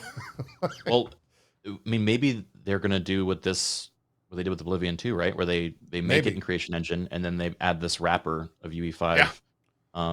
Because I mean, it seemed to work pretty well. I was very skeptical. The concept of having two engines running on top I'm of each still other. wowed by it. Yeah, Like, it's still crazy to me. Yeah. Like that they do it the way they do it. It's a really, really pretty game. So that's Oblivion Remastered. Check it out if you haven't already. It's on Game Pass. Even with, is it a $60 price without? It's 50 and then 60 with the premium version. So Okay. which I think is totally fair. $50 is perfect. Maybe one of the funniest, and it's got to be intended, funniest things, the deluxe edition. I was born. Shut in the 80s. up, John Picard. Sorry, started talking on my stupid thing. One of the funniest things is the deluxe edition does, of course, come with the horse armor. The original, at least here in the West, microtransaction. So the one that started it all. The root of all sin. The root The of all seed of sin. evil. The apple. Yeah. Yeah. I thought that was hilarious. Some of my chat were like, "Oh, it's so dumb. It's so greedy of them." I'm like, guys, no, this is a bit. It's so clearly a bit, and I think more companies should do stuff like that. I don't know. I think It's a if you wanna bit, pay but a it's little like bit extra, $1 million bit, right? It's a bit that just stings a little. It's like one of those, It's like poignant close to jokes home. at a stand-up comic where it's Yeah. like, it was funny, but yeah, you're kind of right and it hurts a little bit. Yeah. yeah, that's fair. I like that sort of stuff though, so I didn't mind it. Yeah. The stupid part is I bought it. How the fuck do you even get it? Like, where do you even I don't get the know. horse armor? I don't even know where you get the horse armor in the game. I haven't found it. They also add quests and like some other armor, so there is more content than just the horse armor. Well, it has all the DLCs baked into it for the that's in the normal base game. price. That's just yeah, exactly. Yeah, and there's a lot of DLCs for this. Like, Oh yeah. the horse There's so armor many was them hours. being like, oh, They'll buy anything. but what Yeah, if we just throw exactly. some DLC in there and Yep. make some other, longer quests and longer areas to go to, all that stuff. Yeah. It's a thing. It's a wild thing that the Oblivion Remastered came out and is as good as it is. Kind of, I would say, set the bar for anything moving forward that comes out with like the tag of remastered next to it. Absolutely. Really, really, really well done. So glad to have that out in its current form. And of course, if you've never played Oblivion, the soundtrack, the music, it's one of the best, especially a title track. Yeah. Yeah. It still hits all the right notes. It's 10 out of 10. What else? We could do a little bit of news before we jump into another game. We were talking about DLC. I think it was GameSpot did an interview with Finn from Larian, and he straight up said, it's like an hour-long interview. They cover a bunch of different topics, but some of the headlines that are coming out of it is that making DLC for their games is, quote, boring for Larian. And so that's why they're choosing not to do it. Which, yeah, I mean, he goes on to state that like AAA companies are seeing them do that and thinking like, well, you're just leaving money on the table. Like, what are you have a surefire success. And for him to come out and just be like, yeah, but our devs feel that it's a boring thing. We're just going to move on to the next thing that we're passionate is. I mean, that's It's awesome. pretty badass. It's pretty respectful. He's so real. Yeah. I love Sven. It's a really good interview. I think it's that Larian's not in the DLC business is his exact quote, saying that it making DLC is, quote, boring, and says that there's, quote, no passion in doing that at the studio, so they're not going to. I mean, Sven's the same guy that every time Baldur's Gate 3 won an award would take that chance, that pedestal to challenge studios to stop this like destructive cycle of burning their devs out, rushing a game and then firing everyone and starting again. Like, you know, Larian is the example of this kind of grassroots game, you know, development cycle that has worked for them to the point where like they've gone from like a AA studio to like, or even less. I mean, they were like indie they're self-owned, and now they're like the go-to for these huge projects and IP. I think I'm just so excited for what they do next. And I'm so excited for the Divinity 3 whenever that might happen. Yeah, it's one of those questions that I muse a lot on, is like, what are they going to do next? Like, is it another Divinity? Is it a whole new thing? What is a studio that has something like Baldur's Gate 3 come out and have the success that it has do after that? The only thing we know is it's going to be another CRPG, and that makes me incredibly happy. Yeah. They're a fine-tuned CRPG creation machine. I do not think they're going to pull like a Super Giant or you know, just start like doing different types of. I think they're going to make another big RPG. I think they're probably going to be a big IP. Maybe. But we'll see. Hopefully Divinity. Love to see Divinity. I think Divinity. I think they're going to go back to the roots, and they're going to be like, you guys like Baldur's Gate It'd be a 3? good time. Well, check out our version, and they're going to, it's going to be great. Yeah. Do you think they do it in the same development cycle where it comes out, it exists in early access for X amount of time, and then They've always done that. Yeah. They've kind of always Larian done is that, like right? Larian's like a blueprint for properly done early access. So Exactly. not only that, I would expect them very similar to how Baldur's Gate 3 had a lot of similar tangential mechanics as DOS2. We'll probably see a lot of overlap with BG3 with whatever they do next too. Yeah. Yep. Mm-hmm.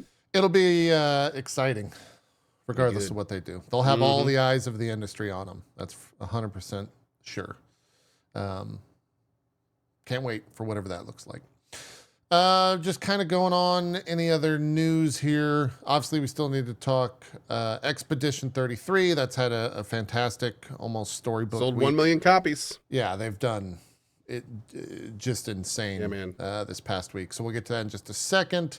Criken, did you play any RuneScape Dragonwilds? I don't think any of us touched it. It did fairly well. I did. Oh, you did? Okay.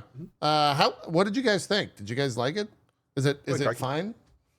I think it's fine. I think the systems in it, there are some good bones. I think it's still early, and so I'm kind of interested to see how it makes itself more distinctly RuneScape, because it felt to me kind of still a little generic survival-y in some ways, but I liked basically.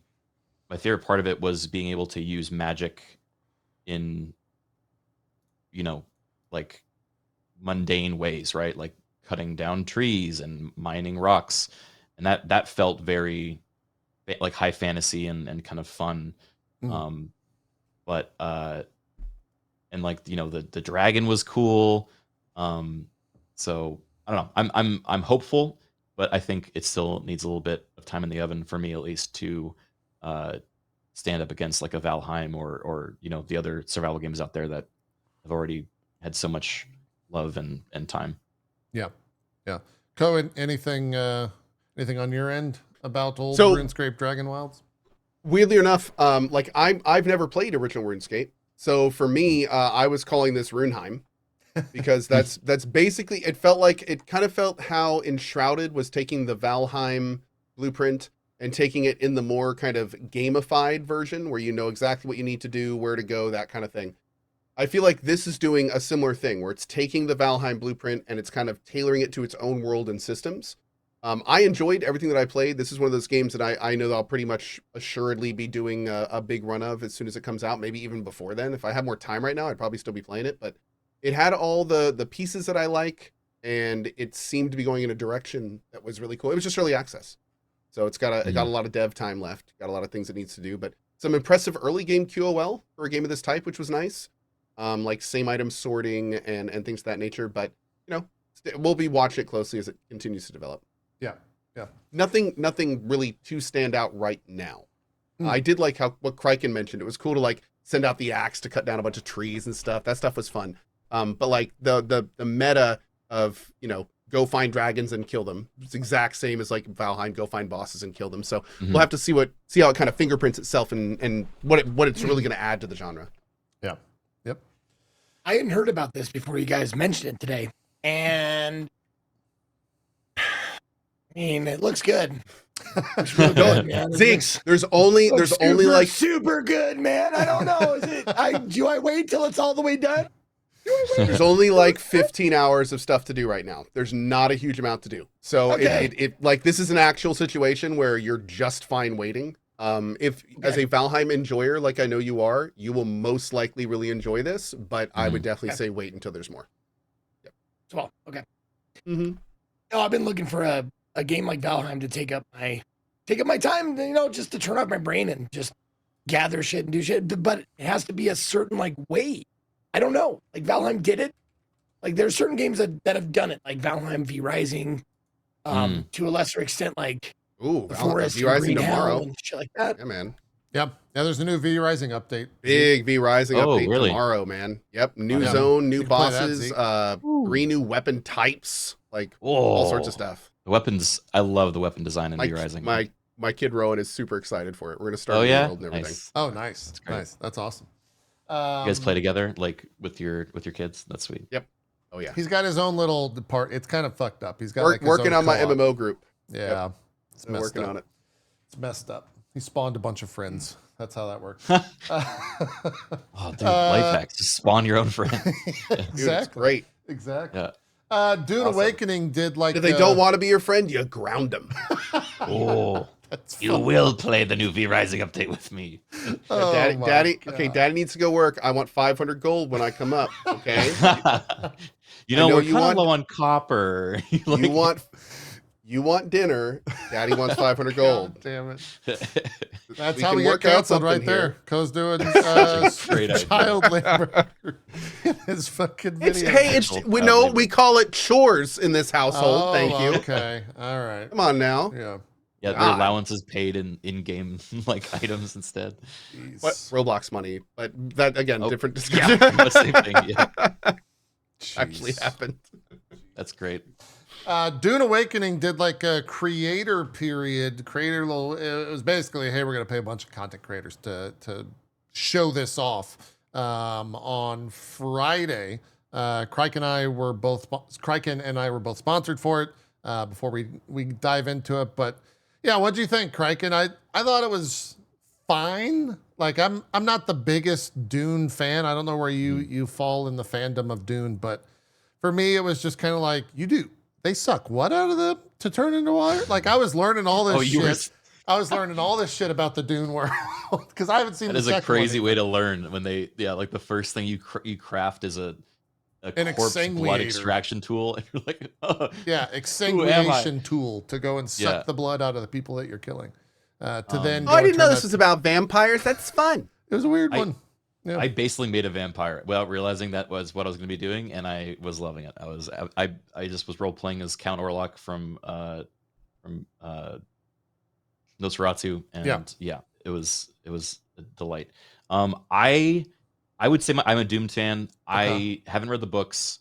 I feel like I want to try the audiobooks at some point, but I love the world and the kind of I don't know, design of it being this like future feudalistic.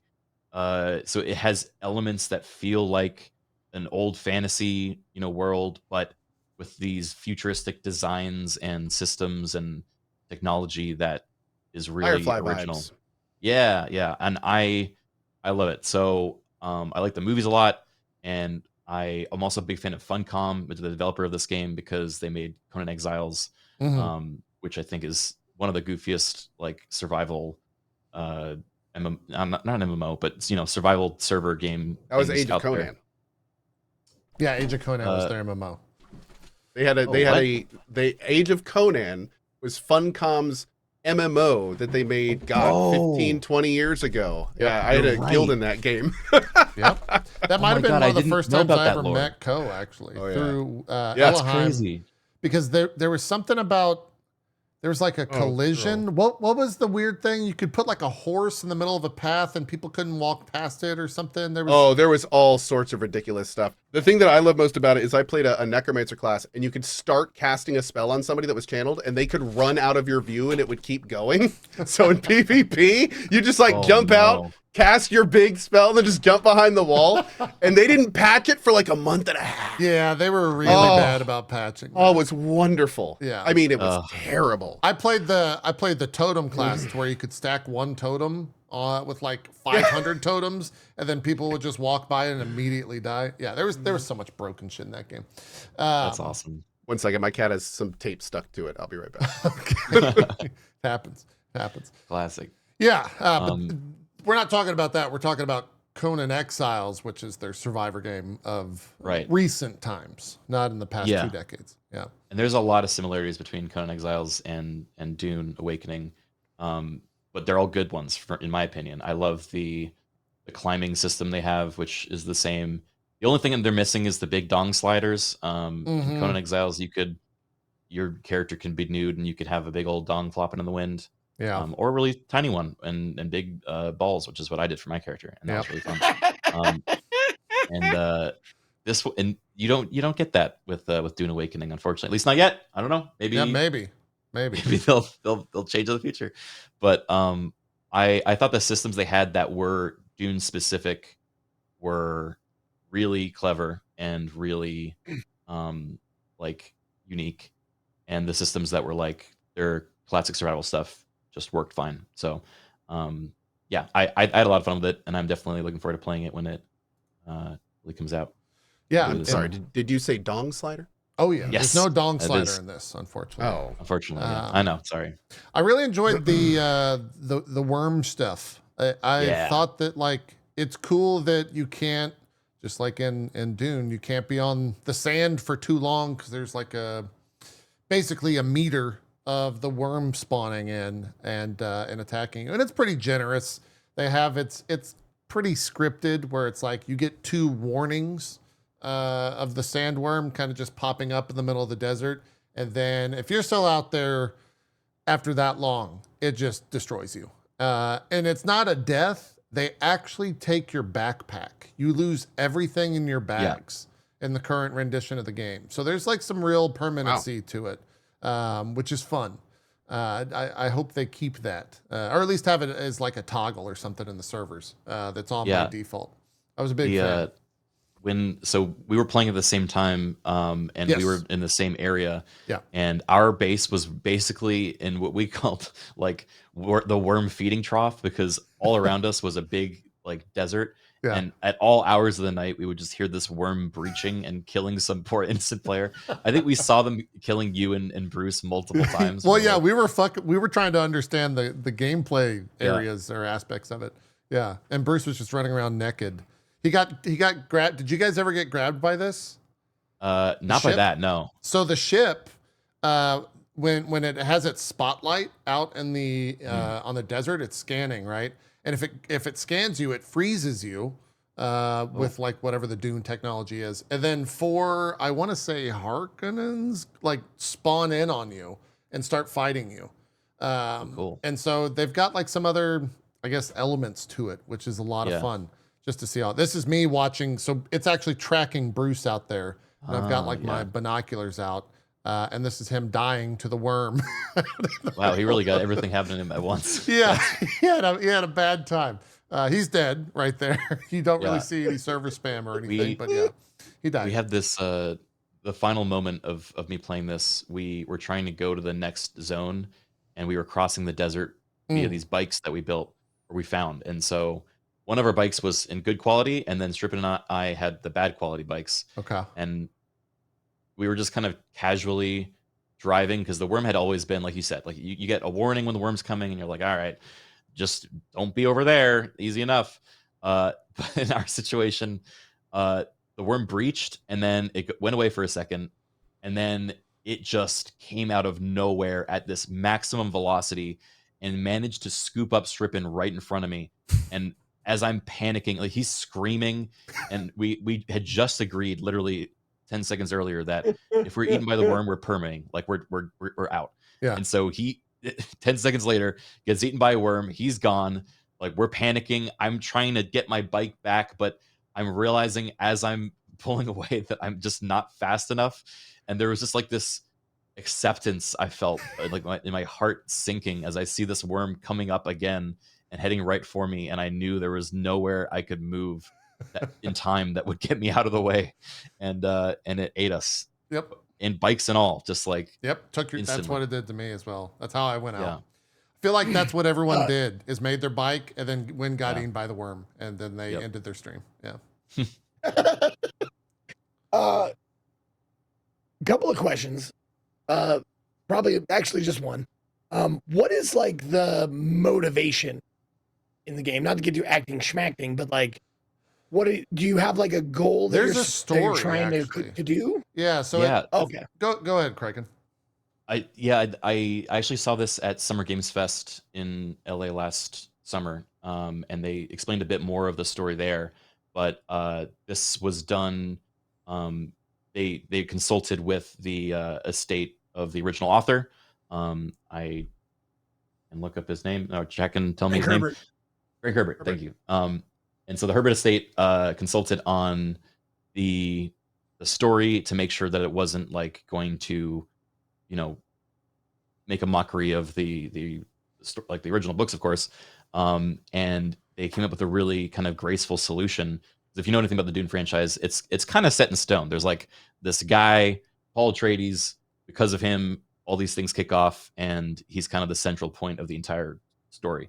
So they said, okay, here is an alternate reality, basically another option that the kind of seer cast or class of this universe have foreseen, where instead of Paul Atreides existing, he never was born. And this is what would have happened if basically there was no catalyst for the whole Dune series. And so you end up playing, I want to say kind of like a Paul Atreides like, because you are sent to this place by this kind of seer operating class, and they control like everything going on in the universe basically, and are like, okay, you need to go here and you need to find out what happened to these people that we can't find anymore. And so it becomes kind of a mystery. You're meeting people as you're going. It definitely seems like they made more of a story in this than there was in Conan Exiles or their previous games. So I don't really know how it all turns out, but the initial premise I think is really unique. So yeah, and there's like classes, Zeke, so you can choose classes and kind of go up the tech tree and get different abilities. I think they're going to have different factions. I don't know if that was in this build of the game that we played, but yeah, you get to choose a faction eventually. And there are like like every once in a while there would be a quest, and I'm sure this happened to you, Criken, if you had your vehicle, because most of the unlocks are story-based progression unlocks. Mm-hmm. But when you would go to like a story mission, it would effectively zone you into a solo server type deal. And when you left that area, it would then put you back in like the main server, I guess is how I would say. So it has a lot more story stuff than I was expecting from a survival game in general.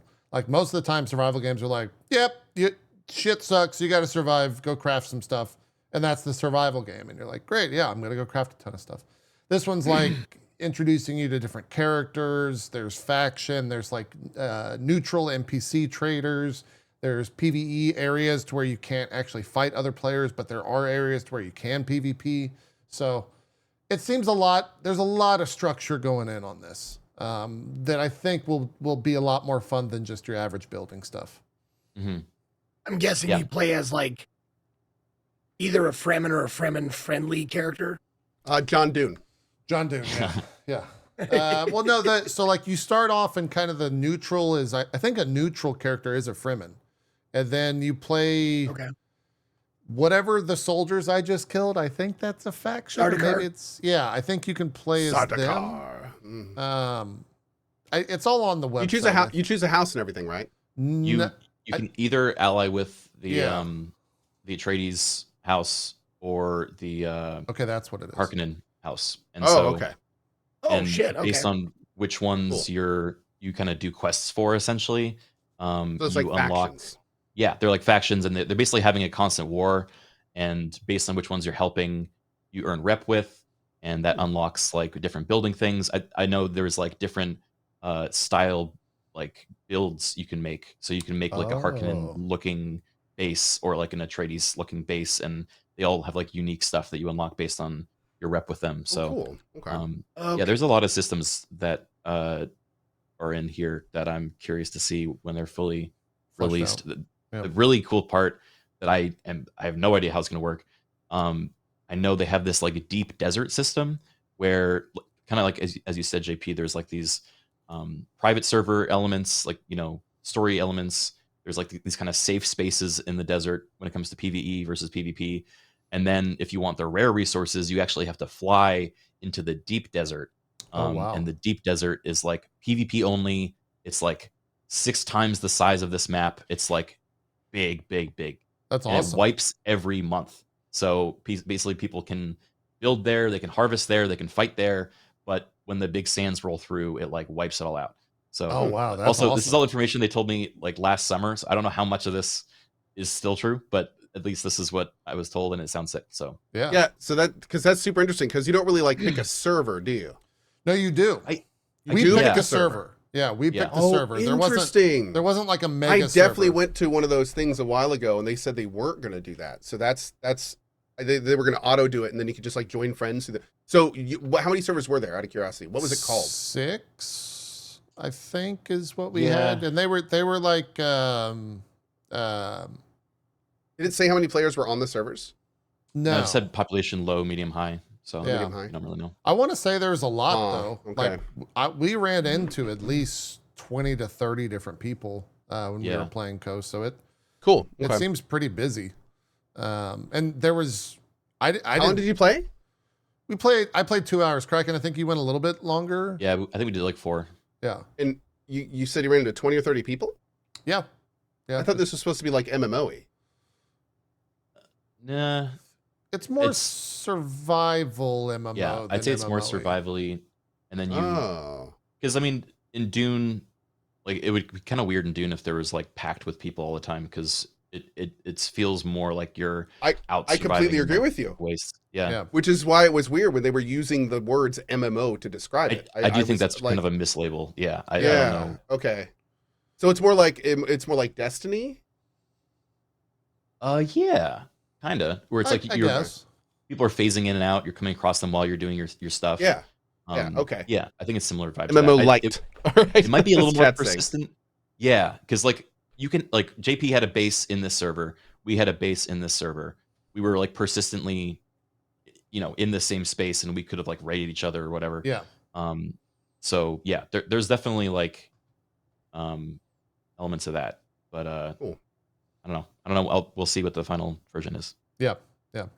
Appreciate it. It's got Proc's voice and all that stuff. All I did the entire time was just run around screaming Lisan al Gaib at people.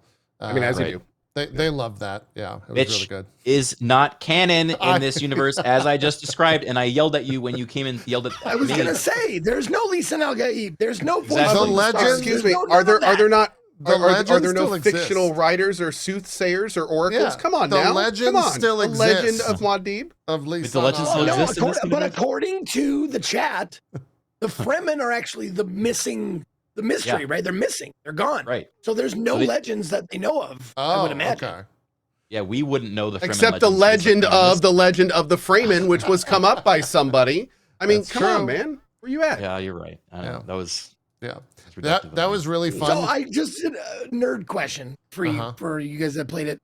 Are they fighting over control of the spice production, or does one house Always. have it? Always. Yeah. They're still fighting. Yeah. Yeah. It seems Okay. no one is in. Well, because full in control the of books and the movies and stuff, like the Emperor kind of like, places Picks and chooses. the Atreides there over the Right. Harkonnens and stuff. I'm sorry, I keep calling them Harkonnens because that's the way I have always No, pronounced it. I So mispronounce it every fucking- time as well. Yeah, yeah. I think it's just like a complete turf war at this point. I don't think anyone Okay, cool. is more in control than the other. Yeah. As far as I'm aware, but yeah. No, it was. I love the. I think the the possibility of role Okay, playing Duke Leto's still alive. with prox chat is going to be really high, especially if you're like a big fan of the Dune universe. Because while it was fun to like go and scream Lisan Al Gaib at Criken and Strippin and Lawman, because they know me, they, you know, whatever, they can laugh at it, and that's that. Doing it to complete random content creators was so much fucking fun. The responses that I would get, but I would just walk up to them You and go, have become that which you hate the most. I would just be, Lisan Al Gaib, and what? What do you... All right, man. Anyways, thanks, blah, blah, blah, for the... It was great. I wasn't going to read this out, but now I need to. It was 10 Make out an of 10. all-female guild and call yourself the Spice Girls. That's pretty good. Ooh, That is good. That's pretty good. You That's could also pretty be, you know, have the voice, right? So you could have everyone in the Spice Girls has the voice. Oh my God, they could run up and all 5 of them could be like, tell me what you want, and just like do the whole, oh my God, do it in the voice. see? Yes. That's what I'm talking about, man. The role-playing possibilities. really want. are Exactly. I want the liquid in your body. That's what I want. Give me your blood. Yeah.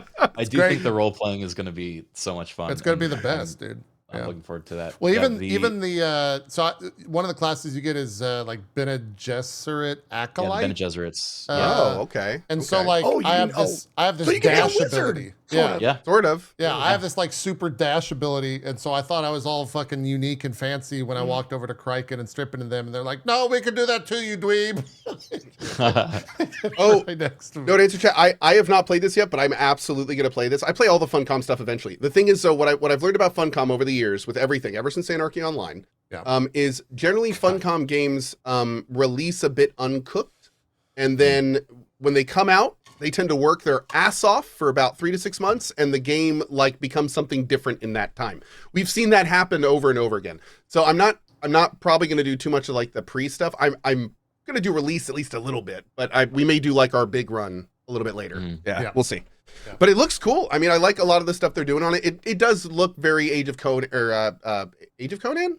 No, Conan Exiles. Thank you. It looks very Conan Exiles, which makes sense. I mean, that's like, you know, the next Larian game is going to look like BG3. But you know, it looks fun. There were some people that were saying they were very pleasantly surprised by it, which I was, you know, they're the people that generally have a lot of good things to say about these games. But yeah, I mean, it looks fun. It looks fun, but not like I need to go play this right now. Fine. Yeah. Let it cook a little longer. Yeah. I think May 9th is when they're doing the like bigger I guess test. Open. I don't know if it's open. I forget what parameters. I think the next one was open. Yeah. Is the it first open? one was like Okay. invite only, and then they're going to do an open one on May 9th. That'll be the stress test. That'll be when the floodgates open and we get to see the servers, and It'll be very interesting to see how the servers are at that time. Yeah. Like if they start crashing, how many they're allowing on, what happens when people get on different servers that want to play together. You know, like I got lots of questions about that. We can host like private servers because we Big same. we do a lot of like role play servers with like my friend group, and so we did like a Conan Exiles role play server at one point with a bunch of mods, and it was so much fun being able to like have people buy into, if you're joining, here's like just expect this level, like this low level of unserious role play, and then everyone showing up just like in the most ridiculous like modded characters and outfits and backstories. Dude, and I took part in that, and I played for one day. I played for 1 hour because it was the character creation thing, and the amount of mods that you guys had for character creation made it so you could just walk around as like a massive penis. And eventually you guys had to go back and change the mods because it was breaking Twitch stars. well, okay, everyone was just there was a walking around cock ring as some incident. massive- Okay, the cock ring incident was a notorious one, and we had to go and find which specific mod. Yes. We were very there are so many mods, and we cut out a bunch of them that were potentially going to be a problem, but one snuck in, and one was this little cock ring mod that lets you have basically like this cock cage that was unfortunately some of our people playing found that, and we had to take down the server for a minute. But after that, it was smooth sailings. So Yeah, as soon as that came out, when I was playing, and people were like, "Yeah, I got the cock cage on," I was like, "All right, I'm gonna go play something." It was wild. It was absolutely wild. The characters that you guys were making on that server. One unfortunate thing is at that same thing where I thought Doom was going to be an MMO. I actually asked specifically about private servers, and they said at the time, no, they weren't going to do private servers because the way that the world PvP is done and the way that the world PvP plays into like the server and how it works. But that's also when they still said it was going to be an MMO, and a very astute viewer in my chat has noticed that they have removed MMO from their front page. They're now, it's not on there anymore. So maybe they are moving away from that terminology as the game progresses. Maybe. So maybe other things are going to change too. And hopefully we will get private servers. That'd be great. Yeah. I hope so. Real quick, I don't want to spend too long on this. I'm actually talking about this. Co and Criken, you guys might like this game. I'm not sure. But Zeke, I'm speaking to you here. I did a sponsored stream for this game called Revenge of the Savage Planet. This is the sequel. I don't know if you ever played the first one. Zeke, no. You need to play this game when it comes out. I know. I have it on my wish list already. It is, man. This is just me jumping here. I played, funny enough, I didn't know this at the time. I played with the guy that like 2 years ago said that streamers should pay devs royalty fees for playing their games. And I didn't know it was that dude. I played with him? Yeah, he was the dev that I was You were like interviewing him while you were playing? Yeah, and I didn't know it was that guy. He was fantastic. He was awesome. How funny that he is then on a stream where he paid them. Yes. No, and that's the funny dude. I got to get him on the show. You guys would actually love him. He's so fun to talk to. In the game, there's like different skins that you can get, and you can there's a habitat that you can build. It's not a survival game. It's actually more akin to maybe like Ratchet and Clank, but it has co-op. Yeah. And in the game, one of the things that you can put into your habitat is a retro computer. They call it retro Alienware computer. And I was like, hey man, what's the Alien Retroware computer? I love that. And he goes, well, how the fuck you think we're gonna get PCs? And I'm like, oh my God, you put this in here from Alienware to get actual PCs to work on the game. He goes, yeah, I'm not a streamer, man. I'm not rich. I started laughing so hard because that was the type of commentary he gave during the playthrough and interview bit. He was fucking awesome. I think he's the creative director on the game. But Zeke, this is why you must play, is because these videos right here are in the game. They are just like some of the best live action bullshit bits that I've seen in the game in a really long time. And they're just making fun of everything. There's one where they're making fun of like influencers. This one is they're making fun of rich people and I guess Extreme survival games. Yeah.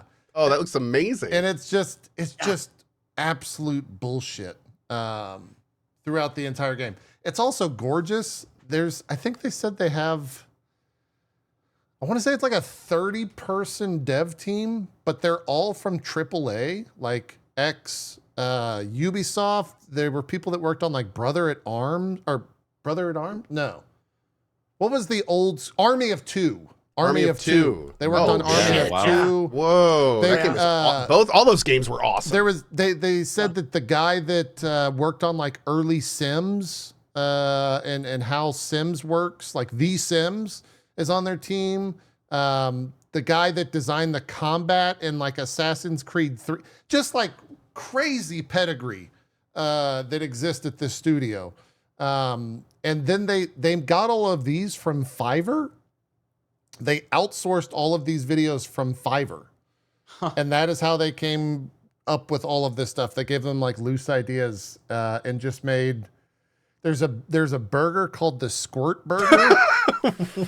What the hell is this? Oh yeah. I may have to try this. Zeke, there's a commercial called the Squirt Burger.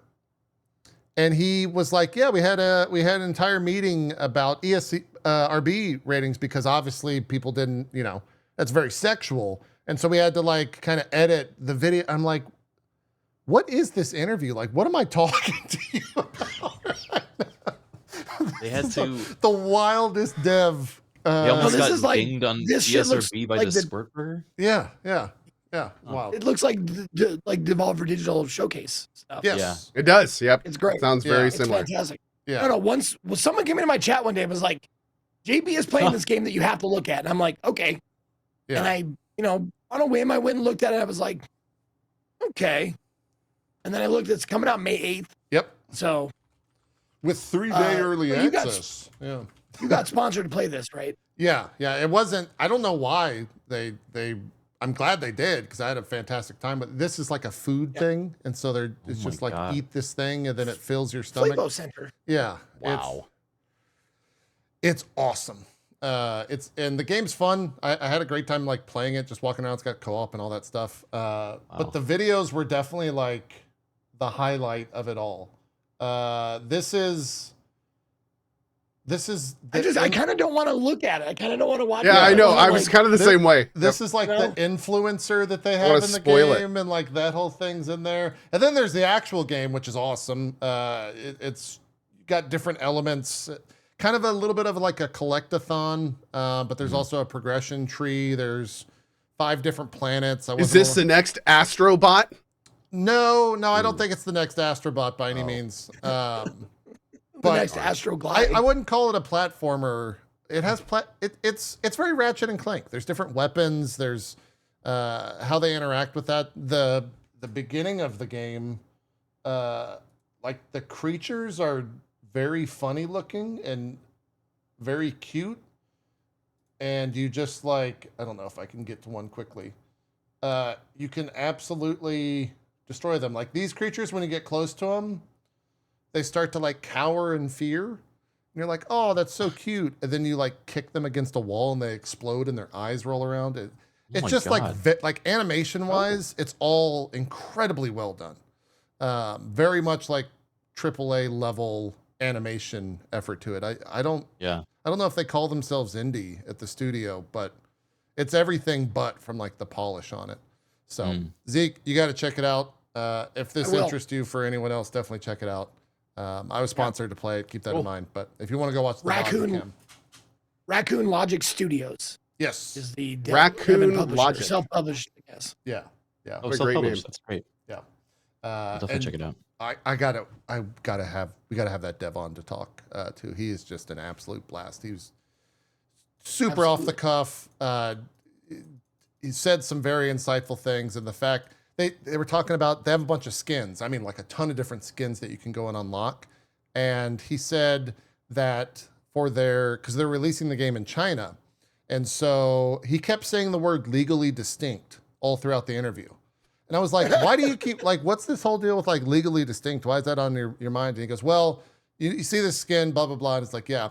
He goes, that skin was supposed to be with our Chinese publisher or Chinese whatever. The game's coming out in China. This is an actual shipping company in China. And this skin was supposed to be like a tie-in with our game.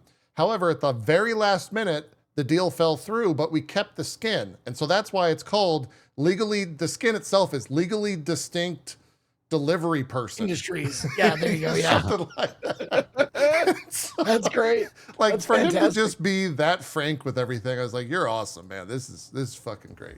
And then come to find out after the fact that he was the guy that was like, yeah, streamers should pay developers a royalty fee to stream the games. I was mind blown that was the same dude after all of that. So that's Revenge of the Savage Planet. I think it's hilarious that we spent we spent a lot of the past 2 weeks talking about Marathon. The game came out.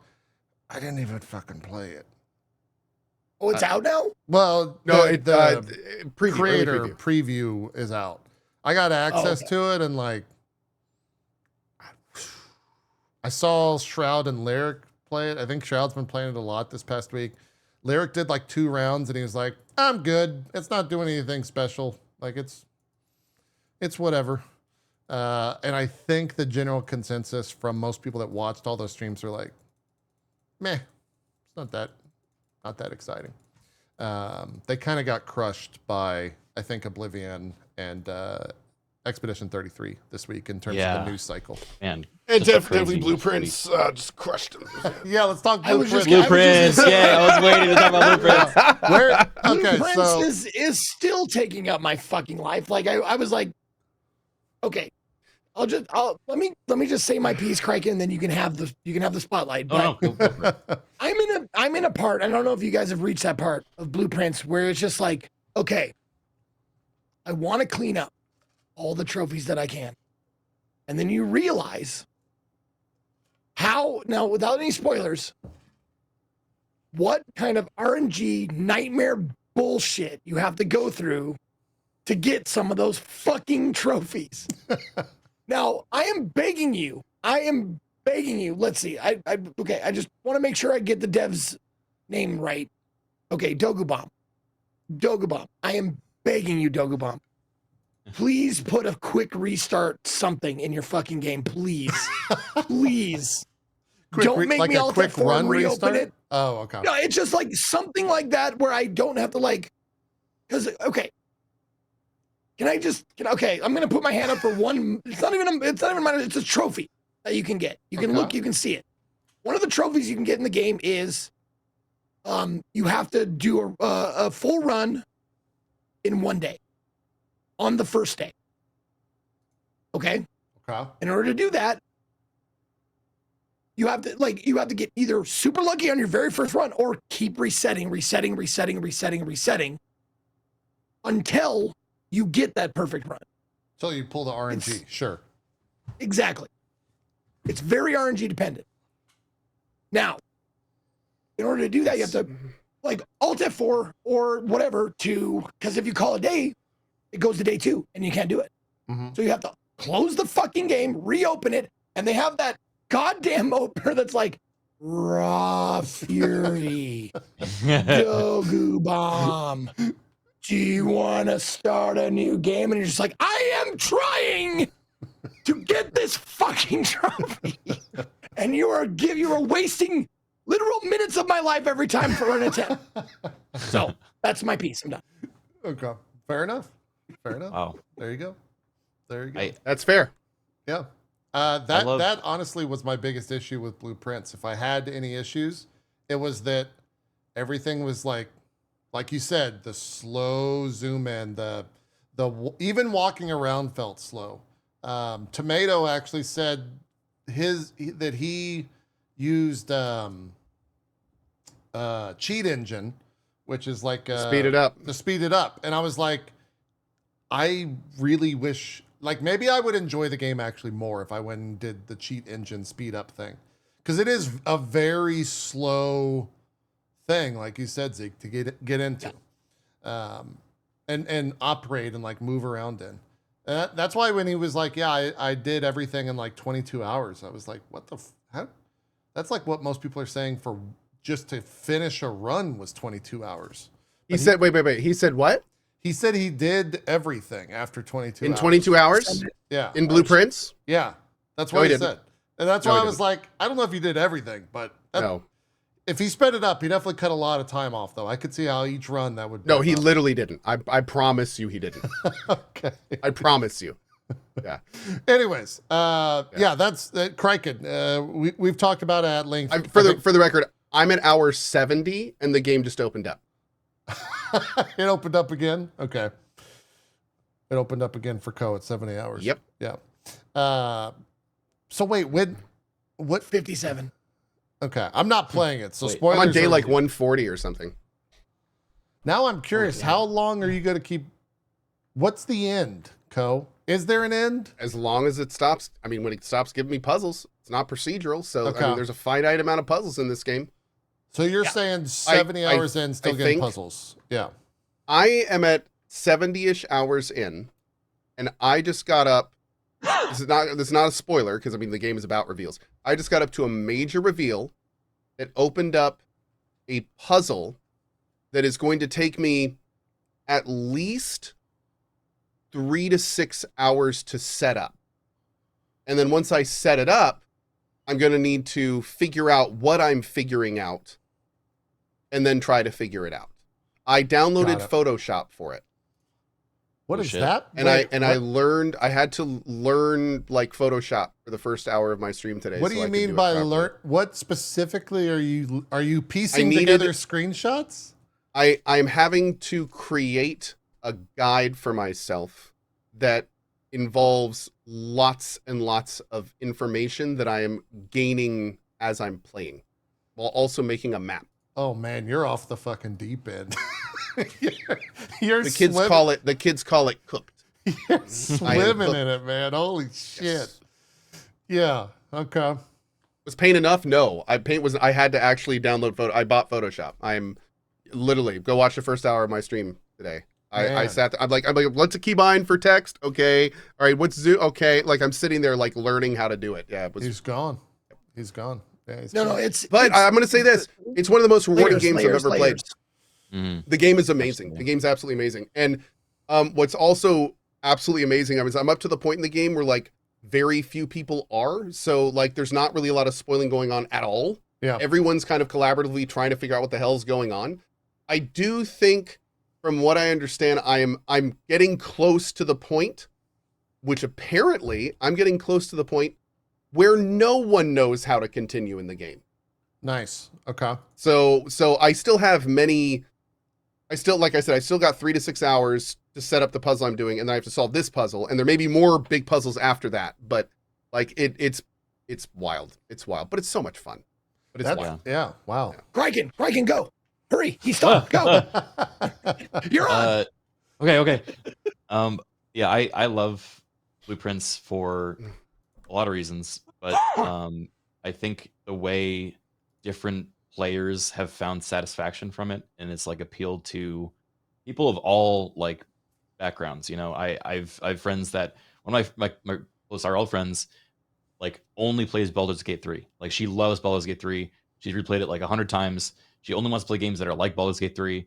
But her boyfriend put her onto Blueprints, and she's like not left her house. Like she's like now obsessed with that, and like it's as far from She's Baldur's Gate 3 as joined possible. Co in the loony bin. Yeah. Yeah. But there's so many like elements to it that I think are so brilliantly done, and one of the best parts to me is that it encourages note taking in a way that I've never felt.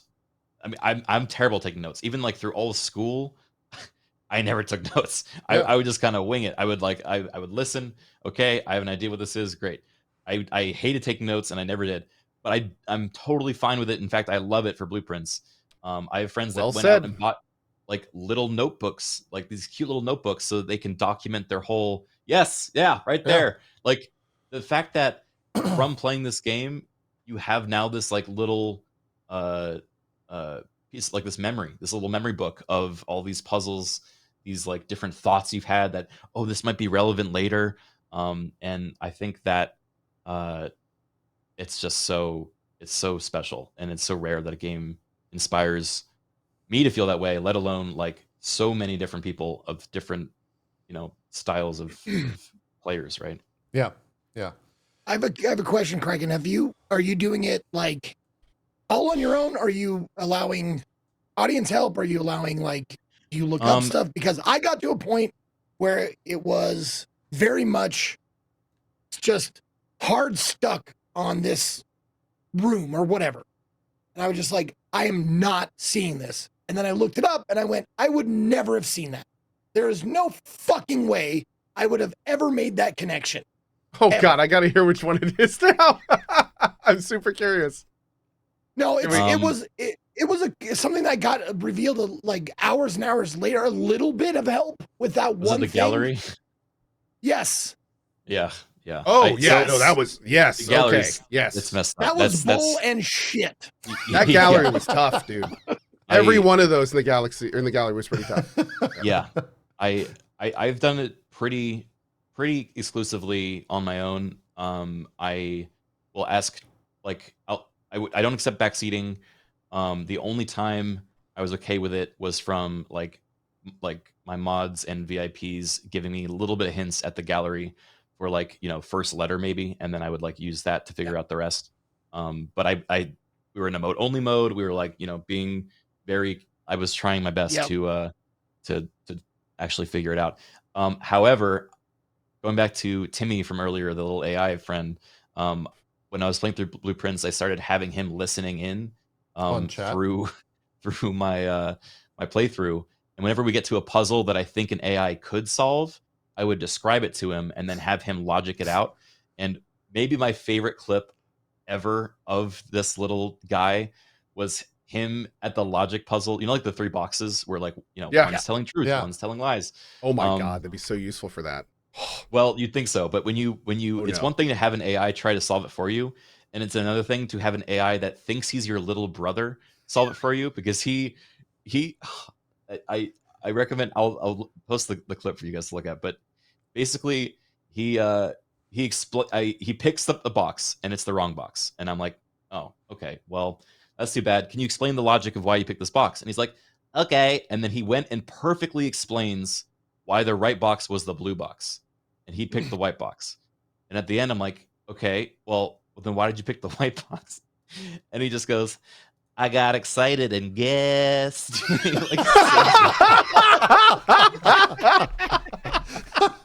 He's such a little. That's awesome. It was crazy. Oh God. Oh no, that's amazing. Yeah, that's. Oh no, that's great. It's really funny because I at. just realized I've talked about this idea for years, and I think you've inadvertently done it.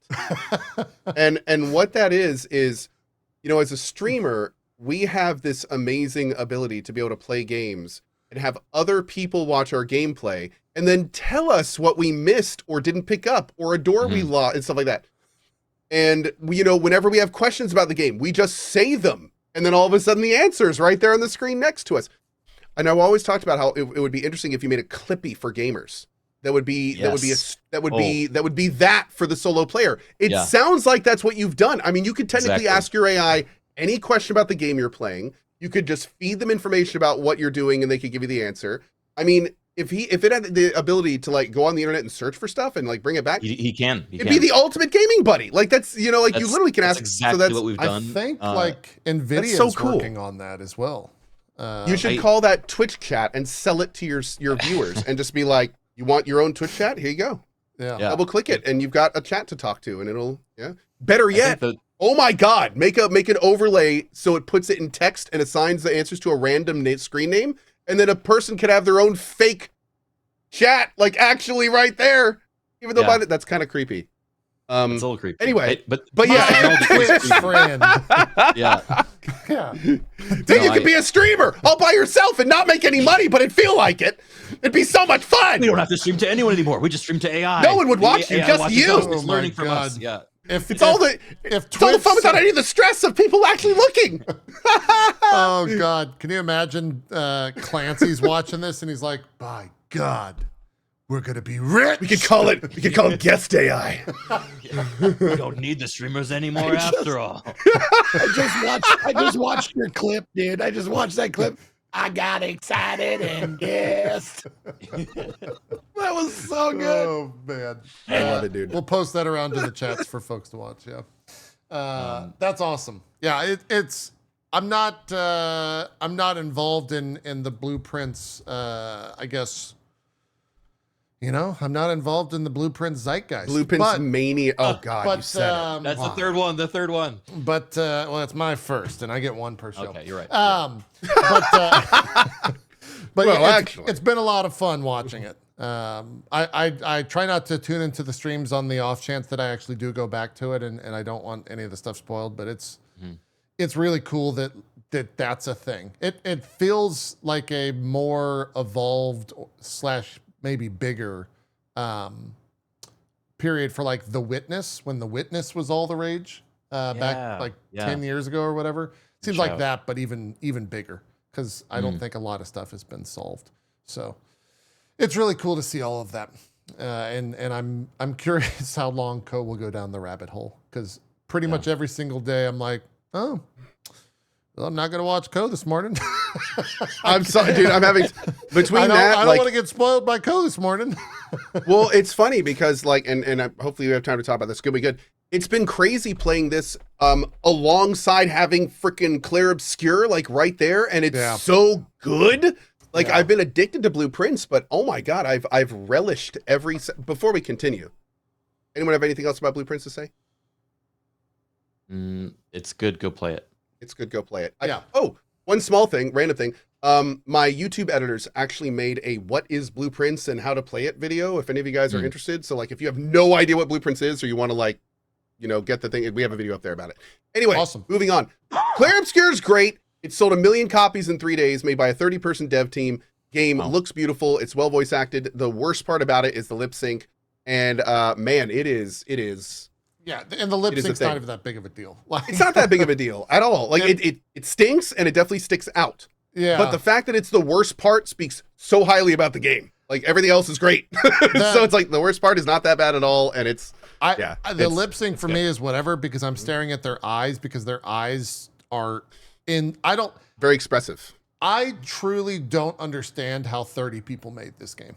I don't either. I truly do not like the things that have to have occurred for that to happen. It truly is like miraculous. It is a miracle that this game is apparently doing what it's doing. I read somewhere that like the person that did the soundtrack, and I've heard the soundtrack. First off, it's incredible. I'm only like 6 or 7 hours into a 30 to 60 hour experience. People are saying it's one of the best soundtracks of all time. This is the dude's first soundtrack. They found the guy from SoundCloud. Wow. How the fuck? Like that's insane. Awesome. And it's being heralded as like one of the best soundtracks of all time. I had no idea about that. It's an actual fantastic soundtrack. How do you do that on your first go? I had no clue about that. Yeah, it's insane. It's absolutely insane. I have not played it yet. I've been too busy with Oblivion. I can't believe these all released like the same week, but it sounds awesome. I've heard a lot of people raving about it. Yeah. I also don't want to, I mean, I guess I could show footage from the test stuff that we played a while back, because the beginning of the game is enough to I don't want to talk about it so that you can experience it for the first time. Like it's one of those moments I think you'll always remember levels of cool.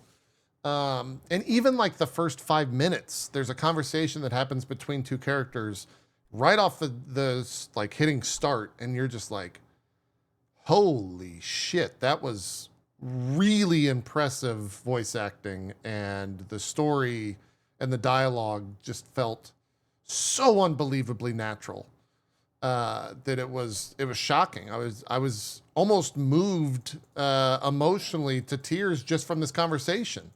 And you're like, what the, like, how the fuck do you do that? Is the opening conversation of the game. Incredible script, incredible voice acting. It tells so much dialogue and reasoning and story just with their eyes alone. And they do the thing where it doesn't make it feel like a video game. A lot of times in video games, it's like person A says their line, person B says their line, person B pauses, person A goes. It's just like, they basically like toss the ball for the conversation. Yeah. And this one, they're like talking over each other. They're like saying words halfways. They're shouting, they're screaming, and you're just like, man, it's so impressive. It's Charlie Cox, by the way. Daredevil is the main character, or the character that you play. I don't know if it's the main character at the end of the day. And most of the other voice actors are relatively well known. What's his name? Ben Starr, who's in everything, is in it. Jennifer English, who was Shadowheart, is in it. Andy Serkis is in it. Yeah. Wow. Andy Serkis is in there at some point. So they're doing well in that front. Again, a miracle. How do you get Andy Serkis in your first game? Like, how do you get Charlie Cox to play maybe the main character in your first game? How does that happen? I don't understand. I honestly think it was like someone cashed in all of their favorites. IOUs. Yeah, exactly. Like someone had like all of these favors out and was just like, all right, I'm cashing them all in right now. Yeah. We're It talking also about sounds like a Expedition thing where- 33, Chad. I'll put something up on the screen. Go ahead, Criken.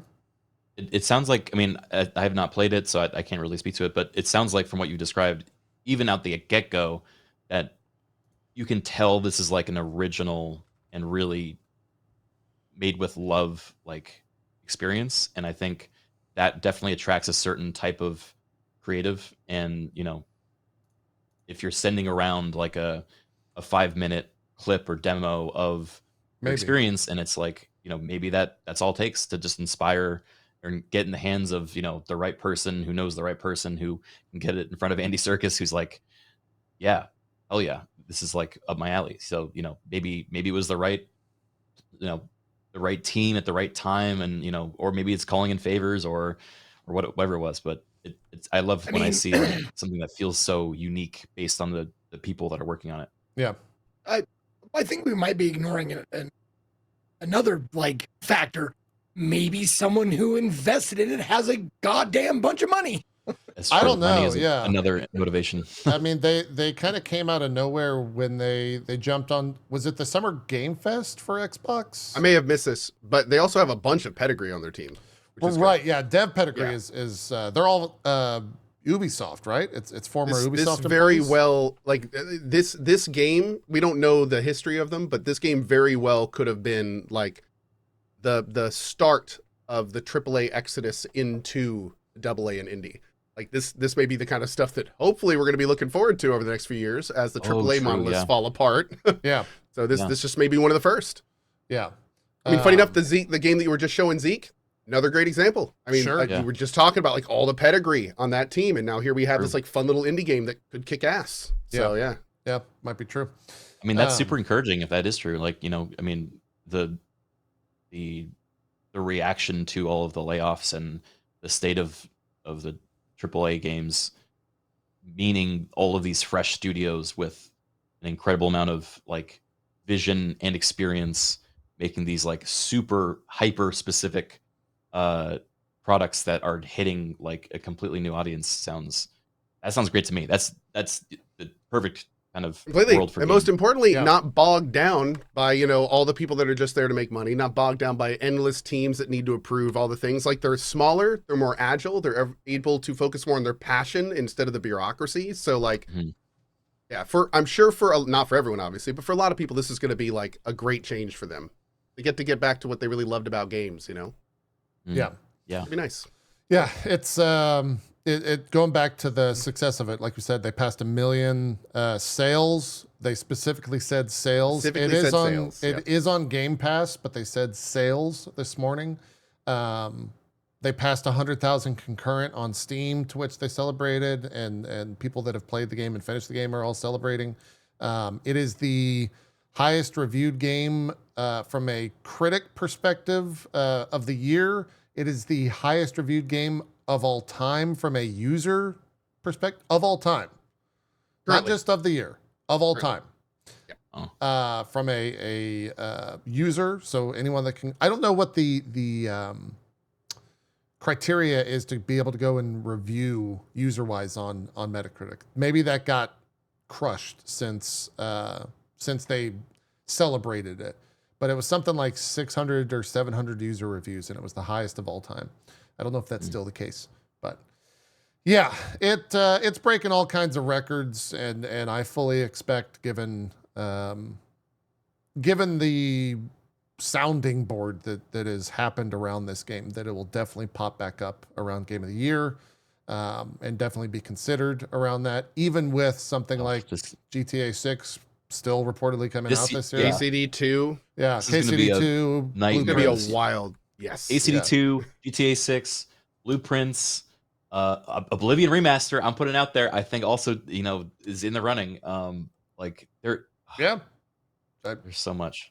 it's the end of April, and we've already had this crazy amount of games. Not even been a good halfway year. through the year yet. Yeah, It's been a very good year so far. If you would have told me last year, I think on this show, when I was like, yeah, I played Monster Hunter, and it's weird to play I think I said it was weird to play the game of the year for the next year. prior to that year beginning, and I couldn't have been further from the truth. I don't think Monster Hunter Wilds will be a part of that conversation. Yeah. Well, I mean, not for a lot. I think for some people, for some people it might be, but yeah. not for everyone. Yeah, yeah. We still have Doom. We still have potentially Silk Song, Split Fictions in there running. Stalker 2's in there for people like Co. Stalker 2 was last year. Oh, Stalker 2 was. Wait, what was the game It was that my game of the year last year. KCD2? KCD. KCD2 for people like Go. Although I think that actually extends past that for a lot of people. It's been an insane year. Indiana Jones? Indiana Jones. Yeah, that Was wasn't good. No, in that was the December. running. That was December. But it That wasn't the wasn't- Game Awards. It wasn't at the Yeah. Game Awards. Yeah, But it was last year. it was last Yeah. year. Are we getting Night Rain this year? Yeah, that comes out in Yeah. May. Death Stranding 2 is this summer. Oh, God. Like, it's Woof. it's going to be crazy. We still Jeez. got so much to go. We still have Watch so them much actually to get go. GTA 6 out this year. Yeah, and then GTA 6 potentially Maybe. end of the year. Potentially. I could see it being delayed to next spring. I'm cool with them waiting at this point. Look, Yeah, they no just take their kidding. time. I got so many. Ghost of things to Yotai, play. Yep. the Ghost of Tsushima sequel, that's coming out this year. Yeah. Yeah. And then the other thing is Give like, me Judas. yeah, Judas was Judas. always supposed to be out. Yeah. Is that's Judas true. out this year? Did they announce this year? It was supposed to be, but we haven't heard shit about I it. haven't heard anything about it. Yeah. Oh, I want Judas too. Wild game or wild year for games already, and we're only about to begin 5 months. But yeah, Expedition 33 is good. We will definitely be talking about it again. I've been talking with the devs about coming on the show for about a week now. I think we're gonna do. It's tentatively scheduled. Funny enough, this past week they got a lot busier all of a sudden. It's weird. I don't know why. I mean, they put their game out. It's like, why are they so busy? But yeah, I think the 11th, we're going to try to do a like, now I can't remember the fucking phrase. Zeitgeist. No, not Zeitgeist. Zeitgeist. No? What did I say in Oh. Drop Frames? In the Drop Frames chat? We're essentially like a spoiler episode is what we're going to try to do. So, Co and Zeke, you got to try to finish the game by then, or else you can't be a part of that conversation. Oh, okay, that's cool. That's Yeah, 2 I'm weeks actually from now. Did you announce what game For what? that you're talking about? Yeah, Expedition 33, the devs. Okay, cool. Yeah, I'm interviewing one of them tomorrow too. Oh, okay, fantastic. Awesome. Yeah, so I think so we'll have it'll be good. Good. It'll be good. Yeah. We'll do like a spoiler thing with them here on the show in I think 2 weeks from now.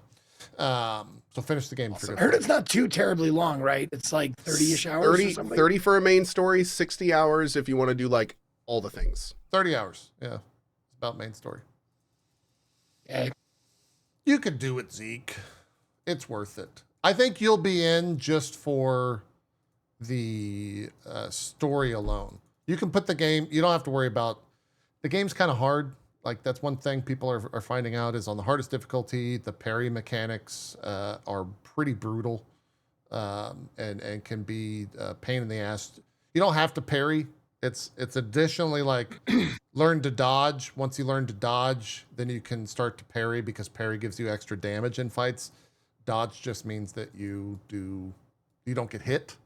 So there's like a learning mechanic to all of that. It's not that bad though. It's not that bad. I think Zeke give it 2 hours and see if you can put the controller down.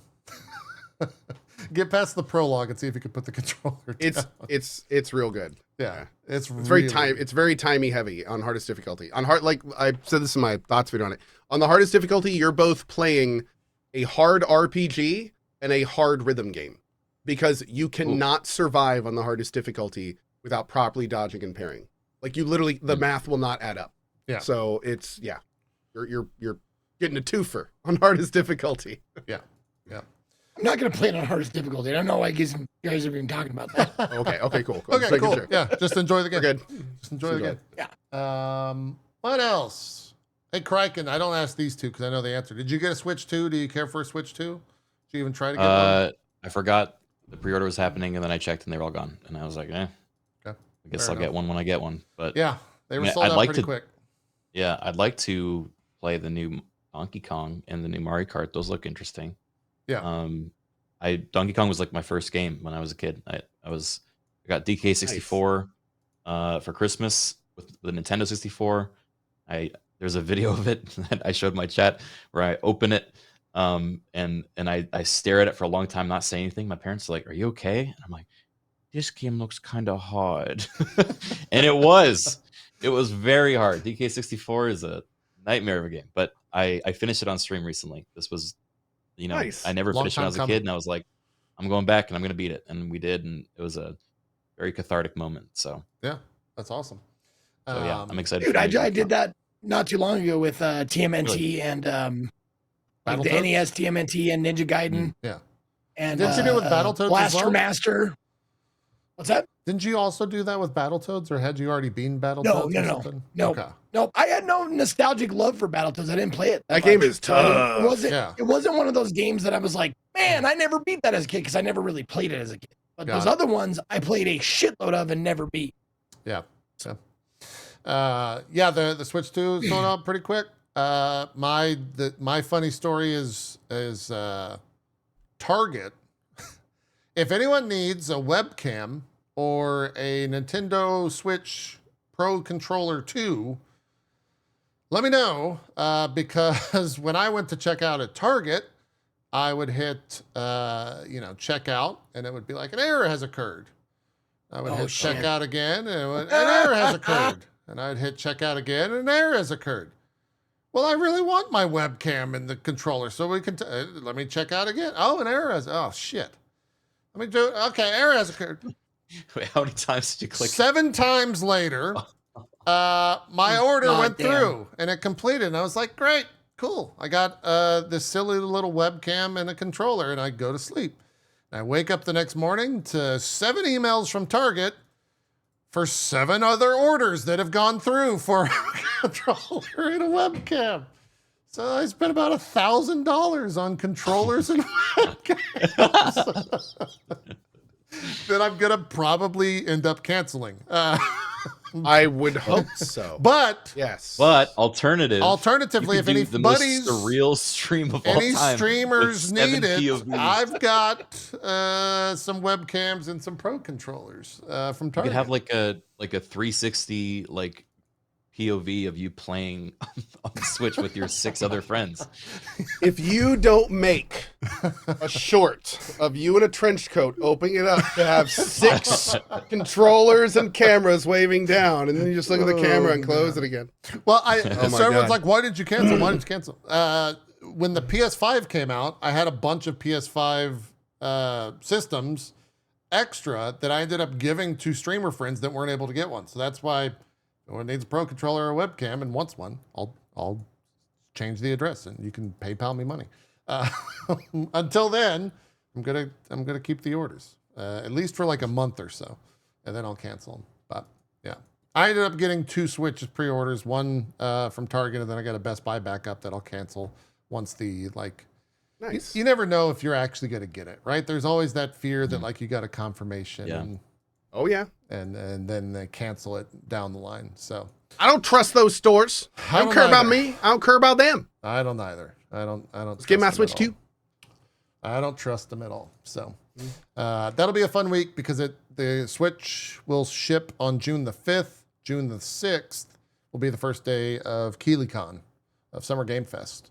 And then yeah. I think like Xbox has already announced they're going to be doing stuff that week, and all the other stuff will be announced. And then there's a big game that I think is Death Stranding 2 out, or is that July? Maybe that's July. There's a game coming out right before my birthday in June. Which one is that? I don't remember, but I remember us making the joke where it was like, oh, it's coming out right before Ko's birthday as a present. I'm pulling up JP. What game are we talking about? Stellar Oh, June Blade? 24th. What is June 24th? Is that June? The Altars is June 13th. Oh, that's going to be so Oh, good. the Altered is Yes. June 13th. Yeah. Yes. I'm flying to Poland actually to visit that studio. They're flying me out to check out the Altars demo, so I'm going to be able Nice. to meet the team and everything. They next didn't month. tell me you were going because I turned that down because I didn't know any other people going. Oh, I did too. Oh, I didn't know who was Oh. going. I just I like did traveling. too. I turned it down too. Fuck it. I didn't want to go to Poland. Fuck. They absolutely invited me, and I said no. Not first class in 4-star hotel. I'm not going. Absolutely, totally invited me. I love that. I'm so excited for that game though. The demo was awesome. I don't know if you guys played it. But, Yeah. And Alex Jordan, man, this is going to be his magnum opus, I feel. Yeah. He's the guy that Another voices game. all the characters. Yes. Oh yeah. Yeah. What an Oh, amazing yeah. opportunity he's to amazing. perform like that. Yeah. It'll be I'm good. so excited. Can't wait to see it. It'll be good. Anyways, we're at our time. We need to call it a show. We need to get out of here. Criken, thank you so much for coming on. It was an absolute blast. I'm sorry it took this long once again to get you on. We will have you on more in the future, perhaps with some. Maybe we'll bring Anytime. your AI buddy. Would it be? I Could you pipe in your AI buddy Yes. to be on screen? I guess if you're sending us OBS, you could probably do it. Easily, yeah. And Yeah. I can also set it up so that he hears everything you guys are saying as a second audio source. So you could actually have him responding to questions that you guys are asking. So I do that with like Discord or any other, audio application. So We should do it. That sounds fun. it'll be fun. That'll be fun. Yeah. We'll have to have you back. Thanks for having me. This was a blast. I'm glad to officially meet Yuko and Zeke. And I am happy to come on anytime. So just let me know. Yeah, do some shout outs here. Tell people where they can check you out. I have a whole screen. Hi everyone. I'm Criken. I've been making stuff online since I was 14, 31 now, so you do the math. You can find me on Twitch as Criken. You can find me on YouTube at Criken2. And yeah, we stream almost every day, usually a little bit later than this. I woke up early for this, so if I was incoherent, it's because they had my coffee in the morning. And I don't know what else to say for my shout out. So shout out to the cool games that come out this year, and let's keep playing them. Fantastic. I love it. You had a whole sign off and everything. That was great. Yeah, let me look at the timestamp. Criken messaged me this morning at 6:40. So Yeah, I was out last night. Yeah. a So little he bit. was up he was up a little bit late. Yeah, I'm gonna take a nap after this. I'll tell you what. Zeke, do some shout outs. Where can people check you out? What do you got going on? Okay. What's up, everybody? My name is Ezekiel III. You can find me @/Ezekiel_III on Twitch, Twitter, and YouTube. Ezekiel III, all spelled out on Instagram, TikTok, and Blue Sky. Thank you, Criken, for joining us on the show. I didn't know how much we had in common.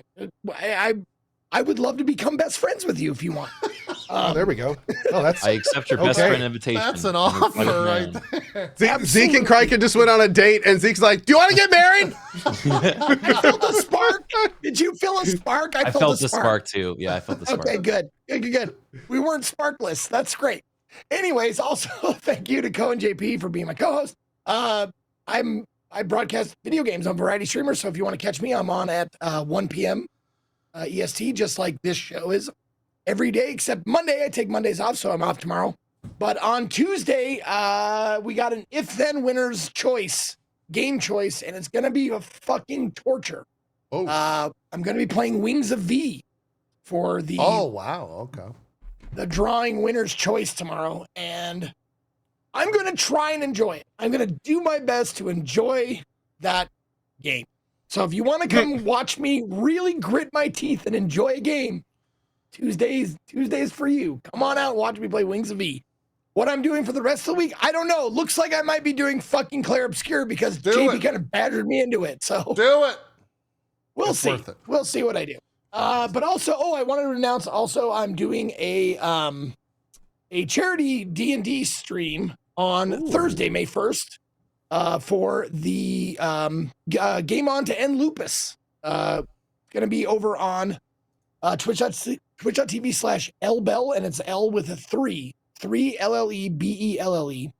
And I'm going to be there with a bunch of other streamers, and we're going to be doing a charity D&D sesh on Thursday starting at 5 p.m. EST. So that's all I got. Thanks for watching. Fantastic stuff. Co, what do you got going on? Awesome. Hi, my name is Ko. I'm currently in a blueprints hole. So we'll probably do a little bit more of that tonight as we work through this last ridiculous, probably not last, ridiculous puzzle that we're doing in there. Also, tomorrow morning is Clair Obscura. We're actually going to be interviewing one of the devs tomorrow. So pretty excited about that. We're going to do it while we're playing. So we're just going to bring them in and I got an chat invite with for them that. I for a turned bit. that down too. I turned that down. I believe it. They asked me to interview them, and I said no. That's cool. Zeke doesn't even have an email. Anyway, so yeah, that's gonna be a lot of fun. More blueprints, more Clair Obscura. As when Clair Obscura starts winding down, we may be checking out the Oblivion remaster, which I am very excited about. So we got all sorts of stuff coming up. So anyway, thanks for watching. See you next week. Big thank you to Criken. That was awesome. It was great meeting you, buddy. And thanks to JP too. And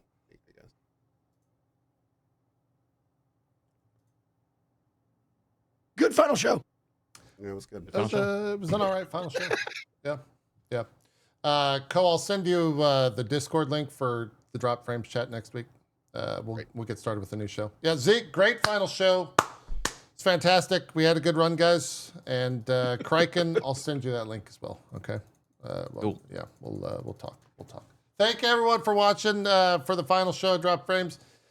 Appreciate it. And It's not the real final show. It's a joke. It's been going on the whole episode. Okay, we're good. We've kept that going since the beginning of this 3-hour show. that's what we do. We run jokes into the fucking ground here on Drop Frames. Thanks everyone. We'll be back How we next do. week with more. We're out.